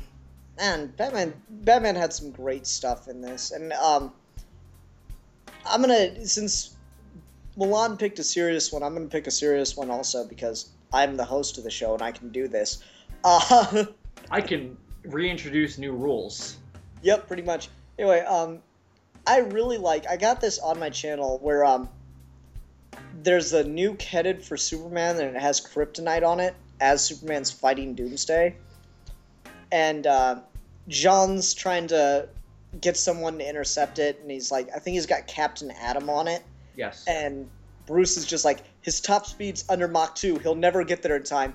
And he just runs out of the watchtower and, you know, gets onto one of the javelins and, you know, lets the speed of gravity accelerate him to dangerous proportions in order to intercept this missile. And he, you know, magnetically attaches it to the hull of the javelin, ejects, and lets it crash into the water. And there's, you know, the nuke and the tidal wave. And then you just see him, after he'd done that to save Superman's life, then you just see him in the hospital bed on the watchtower. And he's, you know, all bandaged up, and he's like asking Superman what would keep him from going overboard like the Justice Lord Superman did. And Superman made the joke, and he's like, well, there's always that kryptonite you carry. And Batman's just like, you don't get to joke. I just took a bullet for you. He just like, Superman just should have sat down and been like, ouch. You know? He should have started crying. I don't really get, like, what was Batman's deal? I mean, jeez. No, it made sense because he got to see that Superman goes crazy in an alternate universe. Mm-hmm. And just the idea that, like, I just nearly died to save your life, and you're gonna sit here and make jokes about the fact that I'm worried that this very real possibility is seeming more and more likely. Yeah. I like that moment as well. Yeah, that's cool just moment. oh man, it's so good. Another cool moment. I mean, it's not my favorite moment, but do you guys remember when Wonder Woman gets hit by, like, literally gets run over by a missile, and like Batman's like digging through, like trying to find her, and then like yeah. And then, you know, she like kisses him. Mm-hmm. She sees the mud on his gloves and stuff. Yeah. And he hides him behind his cape. That's adorable. I thought that was great. You're so cute, Batman. We could just like get inside the show and just like run up to like, Batman, he's so cute, start squeezing his cheek. Here's a Bat treat. Stop it. Ow. And then he just kicks you in the stomach, and you just like roll over and start coughing up your own fucking blood. One more moment.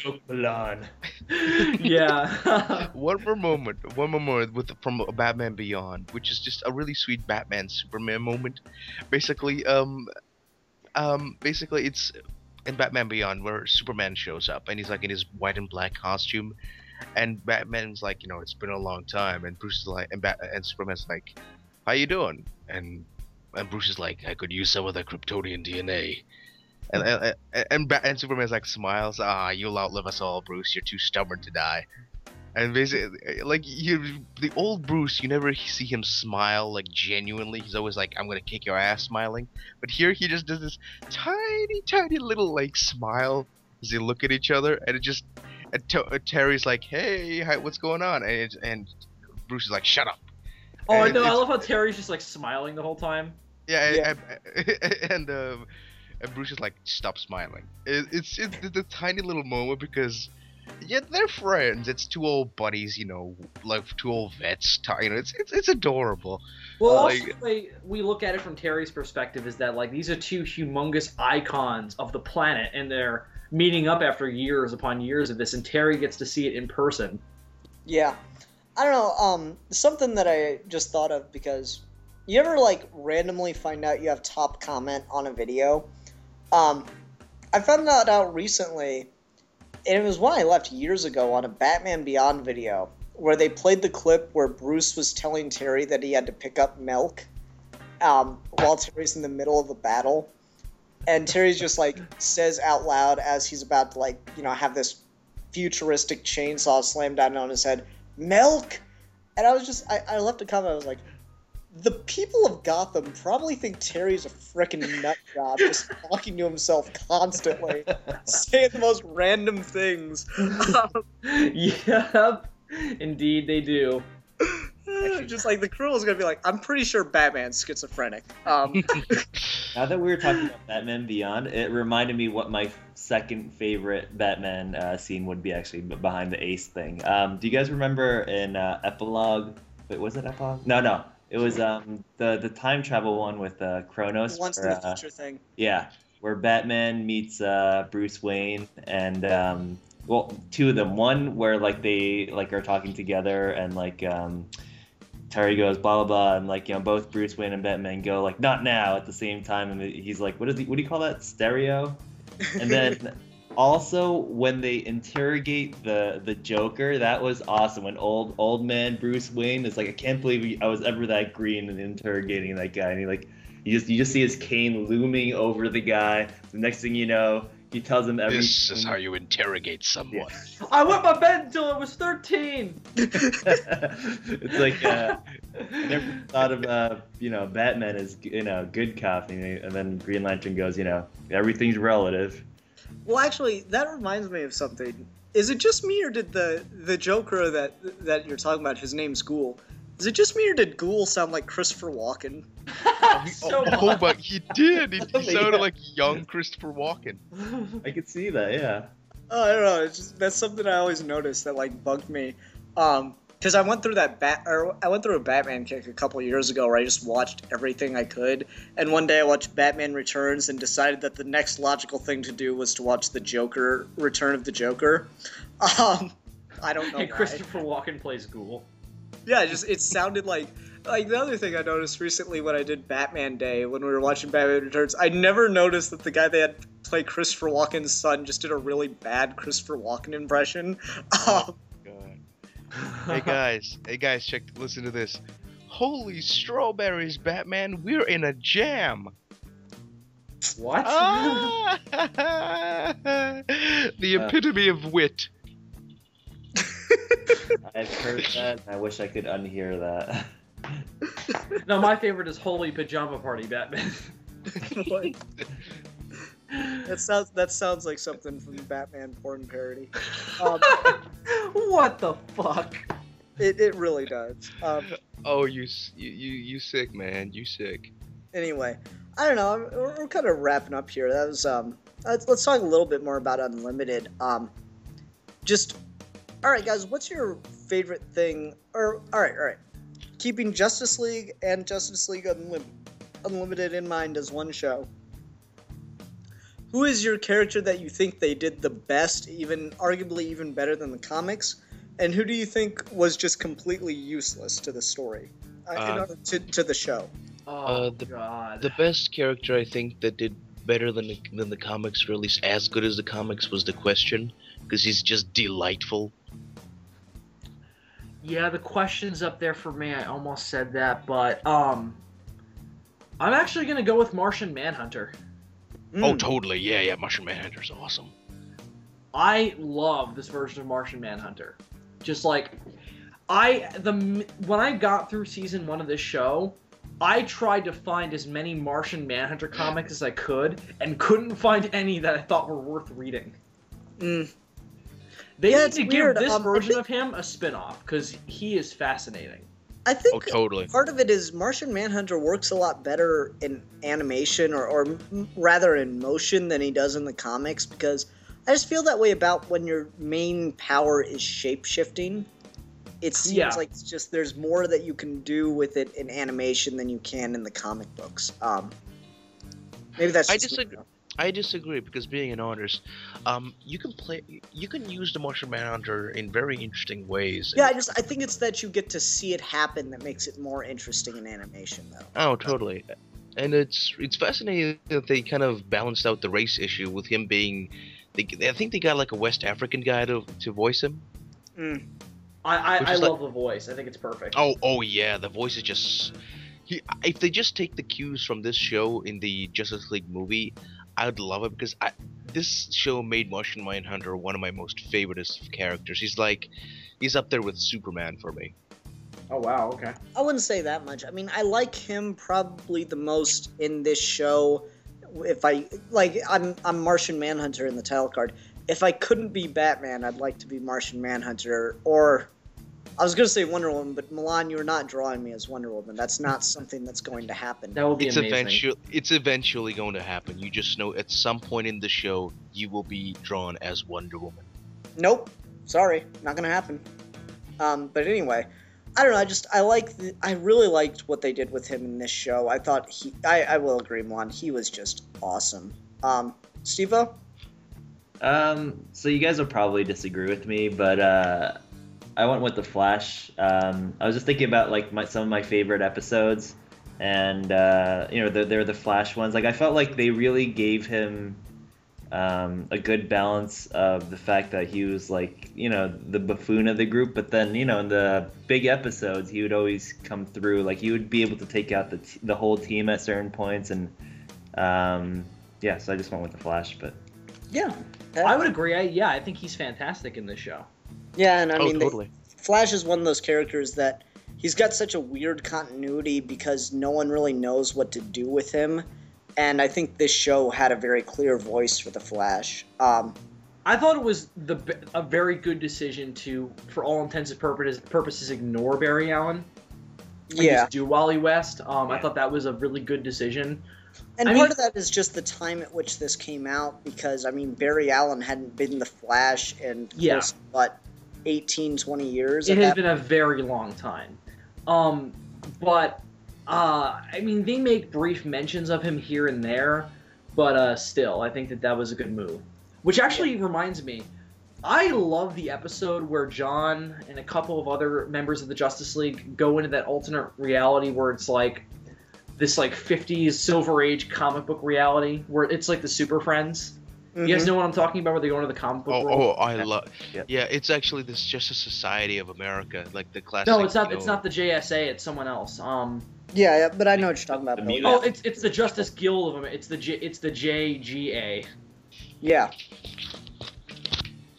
I thought that was really fun. And really dark at the end. The ending was so fucked up. That got creepy. It was. It's such this like cheery, jokey at us. Like I think it's a two-parter. Yeah. And it gets so fucked up. I agree. Wow.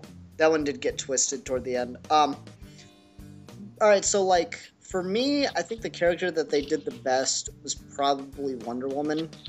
Not necessarily better than the comics, but better than some of the comics. Because she's another character where she's got just such a weird, convoluted continuity because no one knows what to do with her. And this, I mean, I really like the, you know, I've been alive for thousands of years Wonder Woman, just because, you know, I like the ancient Greeks, and I'm a history buff, so it's fun to hear her, you know, talk about ancient artists and stuff, like she hung out with them. I thought that was cool. Oh, totally. She's just like, Plato was a douche. She never said that, but... No, but she should have. It would have been funny. You wouldn't be wrong. Oh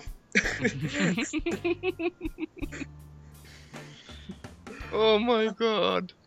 Alright, so how about characters that you're just like, why did they even bother?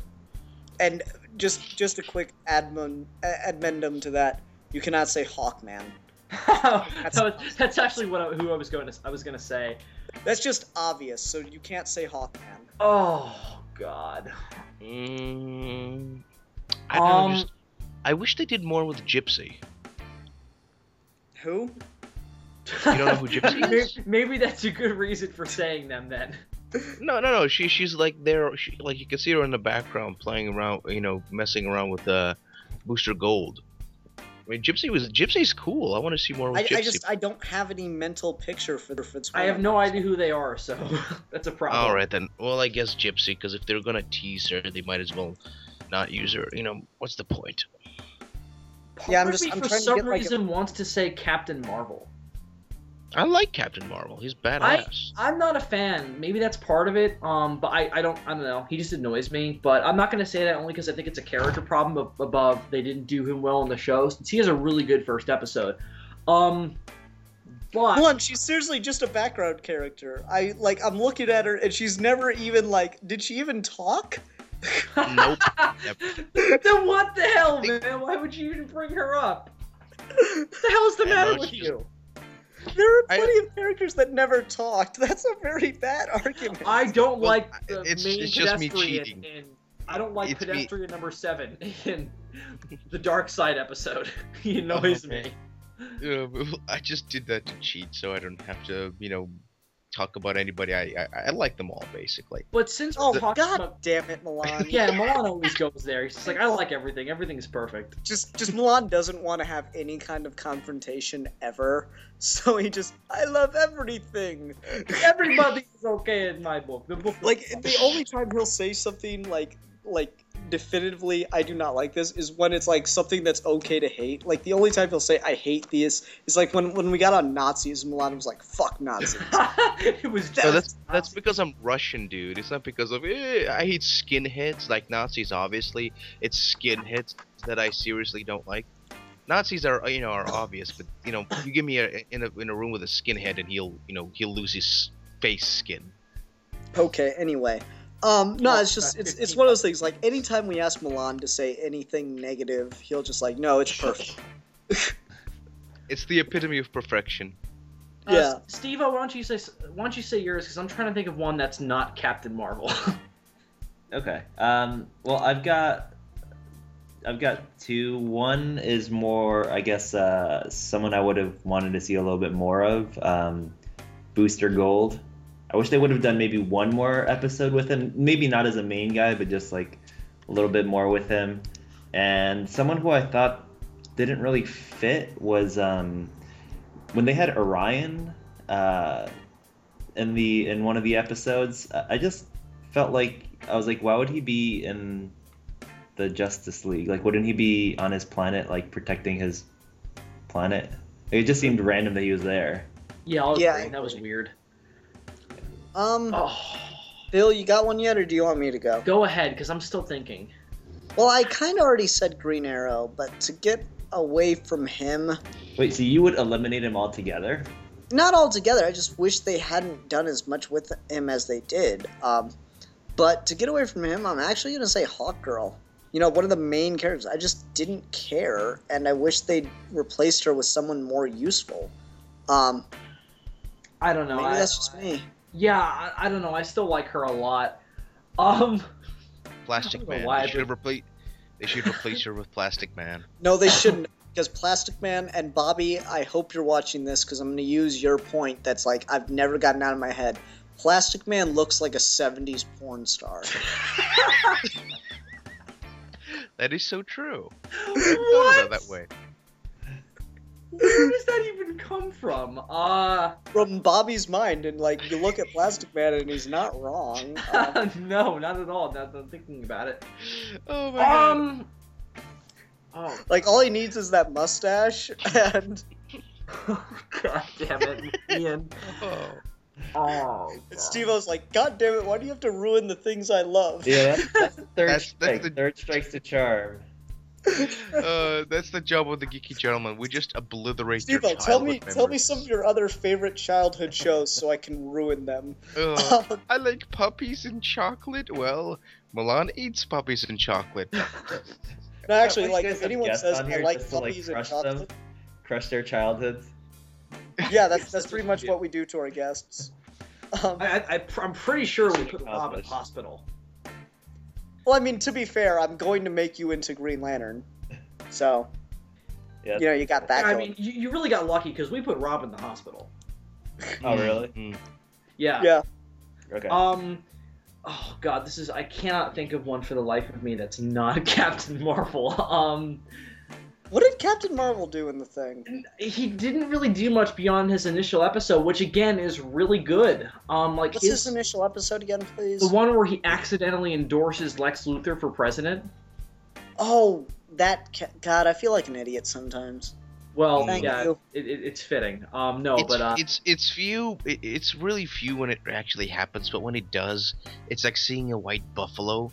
You just No, want for to some reason, like apparently DC's actually, you know, their marketing strategy with Captain Marvel is actually working on me because anytime I think of anytime you say Captain Marvel, nothing comes to my head until you say Shazam. well, they can't use the name Captain Marvel anymore. I know, but that's the thing is I can't. It's actually working. Yeah. Like I don't think of Captain Marvel when you say Captain Marvel.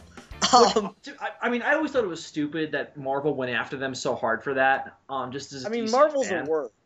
Yeah, but to be fair, whenever I do hear Captain Marvel's name, I do think of Marvel characters. To be fair, Yeah. that's just what happens. So I guess they have a point.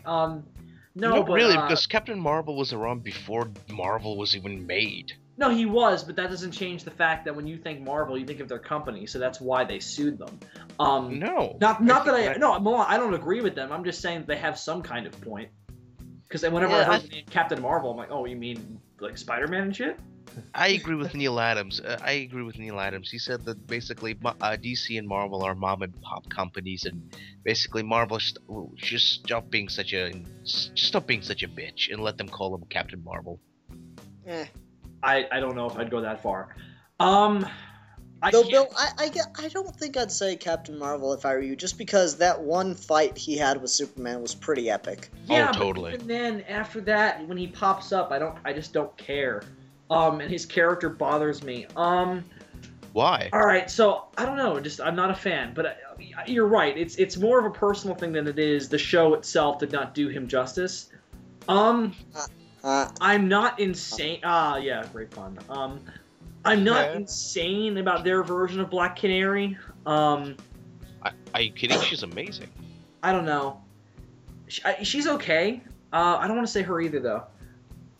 What about that guy with the giant T on his face? Oh, Red Tornado. I like Mr. Terrific, actually. Yeah, Wait, we talking about Mr. Terrific or Red Tornado? Yeah, Mr. Terrific. Oh. I was like one of the 3 people who bought the Mr. Terrific comic book. Yeah, I was one of them. I bought the trade. It was just Milan and myself and like some other guy in Wisconsin. Oh, I know exactly who it is. Fucking Hawk and Dove.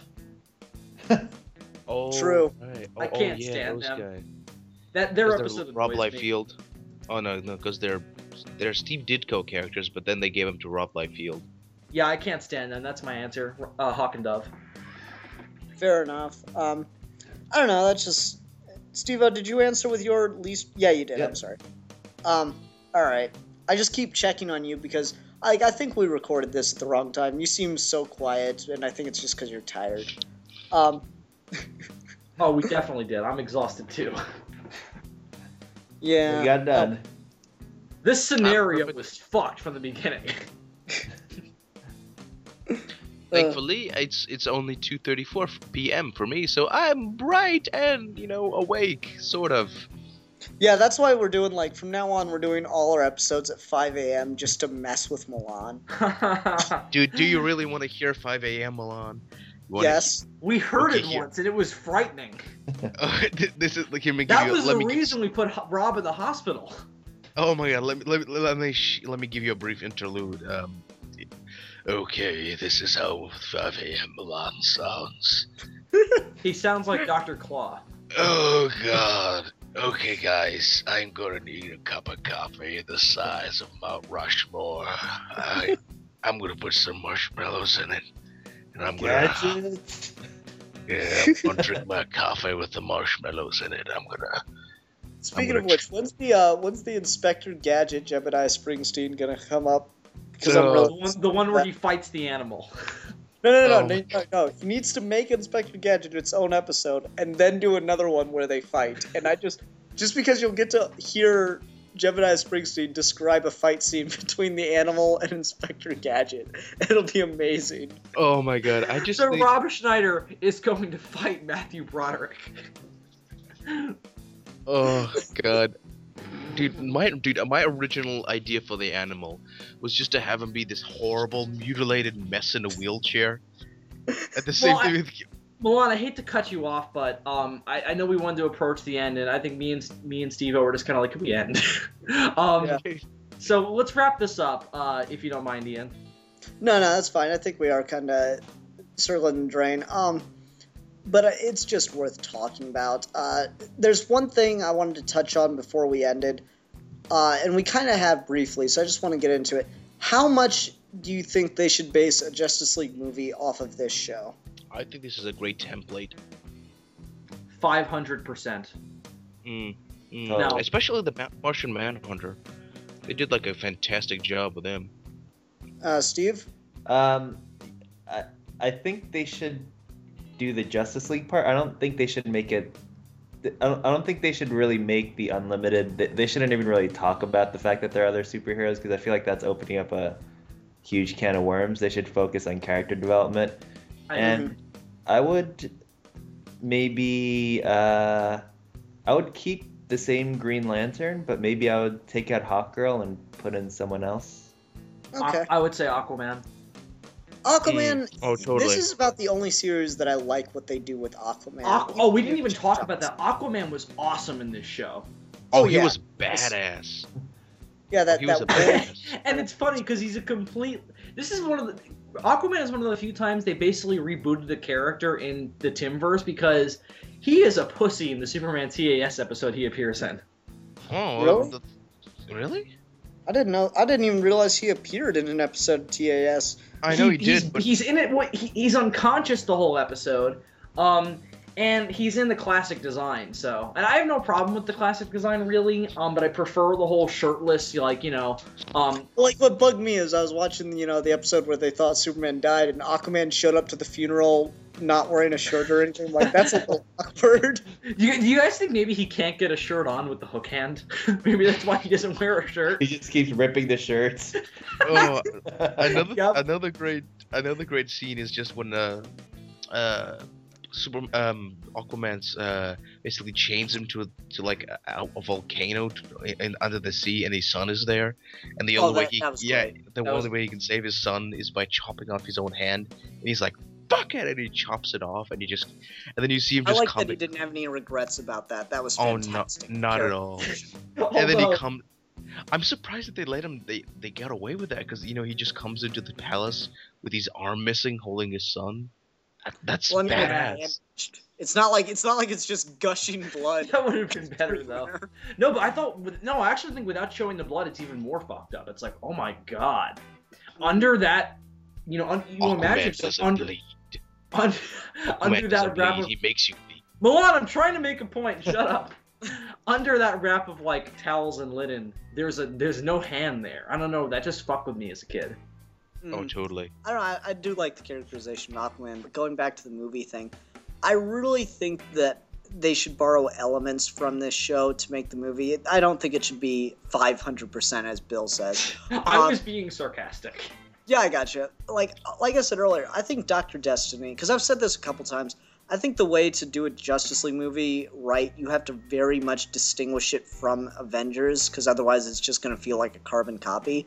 So the way I think that it should be done is they should be pre-established, and it shouldn't be an alien invasion or anything like that. So no dark and side. I've been puzzling about the threat to use, and thinking about Dr. Destiny, that could work really well, because you can weaken the main leads, the big powerhouses, Superman and Wonder Woman, in a believable way, and you can also you can show them as being super powerful at other points in the movie, but when they're facing the main threat, that's when they're weak, and it makes sense. And I don't know, it just seems disagree. like a really Dr. cool Destiny, then will just mean all the cool action scenes were just a dream. So Wouldn't that just like, oh well, they didn't really do anything. They're just dreaming that they were badass. No, but we still got to see it. I mean, like, Lon, I hate to tell you this, but New York didn't actually get destroyed. I mean, I've been there after that happened. It's fine. I think they should just have the people will disagree with me, but just have but they should just have the League of Supervillains or whatever they're called.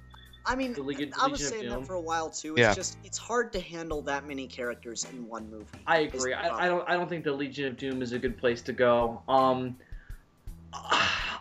want to say Darkseid, but that's almost too similar. It's Alien Invasion at that point. Yeah, I know, but still, I love Darkseid. I want to see him on the big screen. I really think Dr. Destiny. Maybe Vandal Savage? They could do Savage. Maybe. Yeah, actually, here you go, Milan. It doesn't even have to be a dream. I mean, he can take over your brain. Just, there you go. Superman fights the Justice League. No, but I kind of agree with Milan. For a first movie, I don't think Dr. Destiny is enough.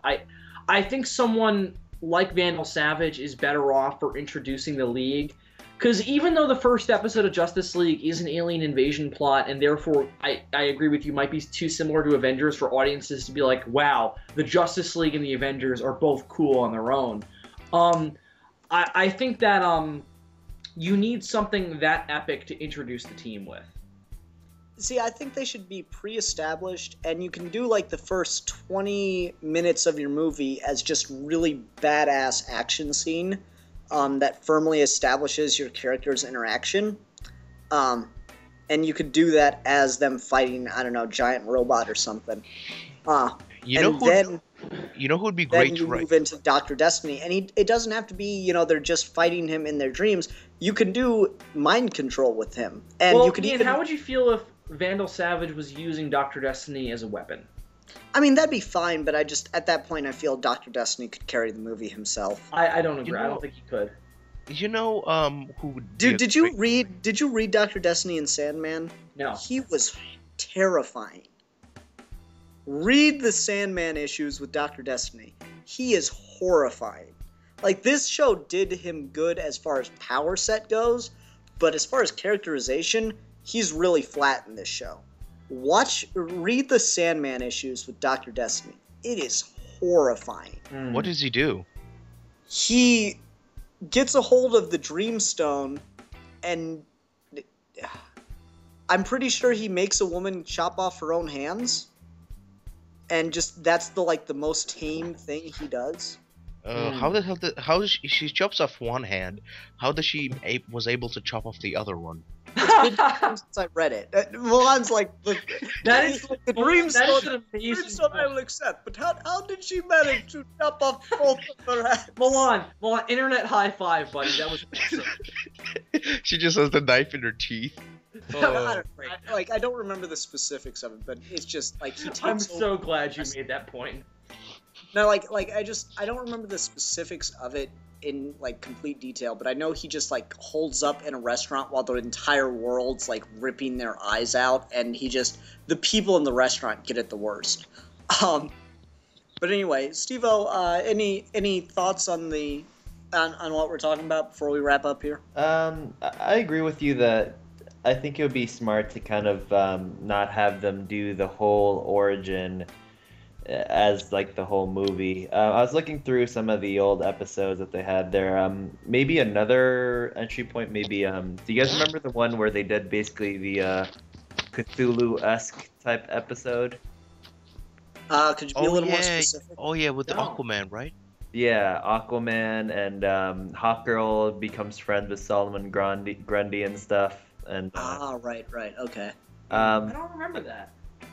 I mean, maybe they could take notes from that sort of, because like that's another huge cosmic sort of thing, but it hasn't been quite done well yet. Like I felt like in Hellboy, they kind of did that, but they didn't. I felt like they could have done that part better. Well, it was the last 2 minutes of Hellboy, so yeah. I think they should just have Grant Morrison on it and just do complete. No, Grant Morrison is not accessible for major audiences. I think he is. I think you can just. No way in hell. I think they just all out. Grant Morrison could help plot it, but he cannot be the lead writer. How would you guys feel if an announcement came, and I know we're trying to wrap up here, but just to briefly get this out there, you guys can just say yes or no. Would you guys be excited if an announcement came out tomorrow that said Paul Dini was going to write the script for the movie? If Joker's not in it, sure. Yes. Paul Dini is cool, but I don't know. I'll see. And Joker definitely wouldn't be in it. I mean, just Paul Dini doesn't know how to write the Joker. Really? Oh, no. I don't agree, but I think that I don't think we'll see Joker on the big screen for years to come. Oh, I agree with that, but let me just rephrase this. Paul Dini doesn't know how to write the Joker's motivations properly. He gets good moments, and he's not bad at coming up with Joker plots, but he doesn't understand the character on a fundamental level. Wow. And that's why a lot of his schemes always mess up. Like the worst, the one where it's the worst, and we're supposed to take it seriously. Because I'm not going to cite Joker's Millions, which is just completely messed up, but that's a comedic episode. But if you look at Joker's Favor, hands down shows that he does not fundamentally understand the character. I love that episode, actually. Joker running away toward Batman in fear is terrible character writing. I thought that was funny.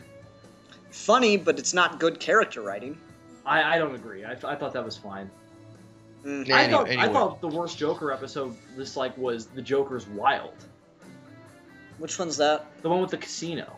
I mean, yeah, that's not a good one either. I mean, I like the idea of the Joker being so terribly disgusted with the fact that his face is being used for a casino, but actually, that's something I think he'd find hilarious, to be honest with you. I don't know. Yeah, I don't understand why he'd be so angry about that. Like, he would try to destroy it. Like, wouldn't he just relish in it? Yeah, I think that would be something he's proud of, and totally. I don't think Paul Dini understands the character on a fundamental level. See, I disagree. Grant Morrison would have been just great. They should just go all out and say, just fuck it all. Let's just have the most insane Justice League movie ever, just so we can say we did. Okay, and Milan, that's great, and I agree with you, but I want more than one Justice League movie. Yeah, Milan. I mean, the fact of the matter is, with a movie, it sucks, but you have to, if you want your movie series to be successful, you have to give it to an accessible audience. And that's not always a bad thing. Sometimes those kinds of constraints can lead to really great movies. I know, but do you want just one really excellent, far out there Justice League movie, or just one okay one, and just I think we can. But as far as they go along, as long as they go along, they just end up just petering out. So you just have one really good one, or just a slew of mediocre ones. I don't think we have to have one or the other. I think there can be both. Yeah, I think there can be a handful of really good ones, and you don't need it to be this whacked out concept. I think Grant Morrison could help with the plotting and be very successful. Yes, for sure. I just can't. He can't be the main writer. No, totally. I agree. I want to see. I'm sure if he helps out with the Jack Kirby characters, like with Darkseid and Martian Manhunter, because he just does a great Martian Manhunter in the JLA. But so yeah, I want every character to have their own spot in the sun, not just be it's Superman and Batman and Wonder Woman, and just everyone has their own little cool parts.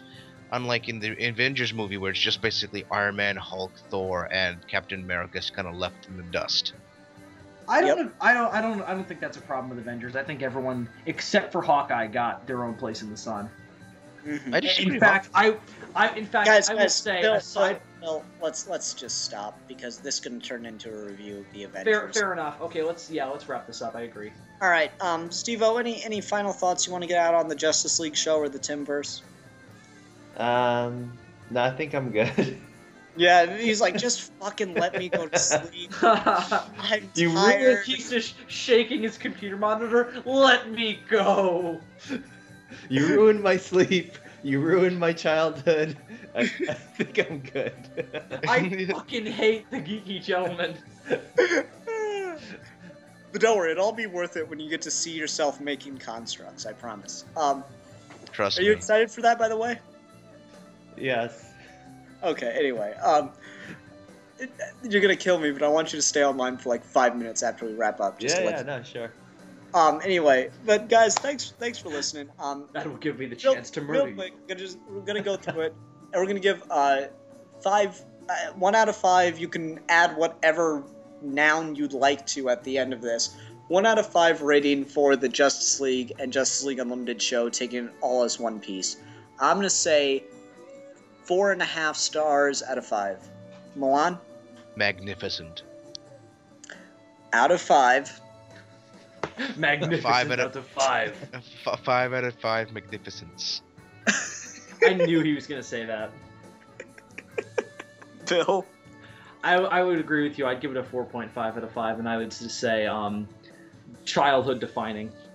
Okay, and Steve-O? I was gonna say childhood defining too, but I guess I'd rate it 5 recently destroyed childhoods out of 5. Indeed. Oh, man. Thank All right, you. and on that note, thanks everybody for listening. And until next time, we are your Geeky Gentlemen, and we will be discussing things. Ciao.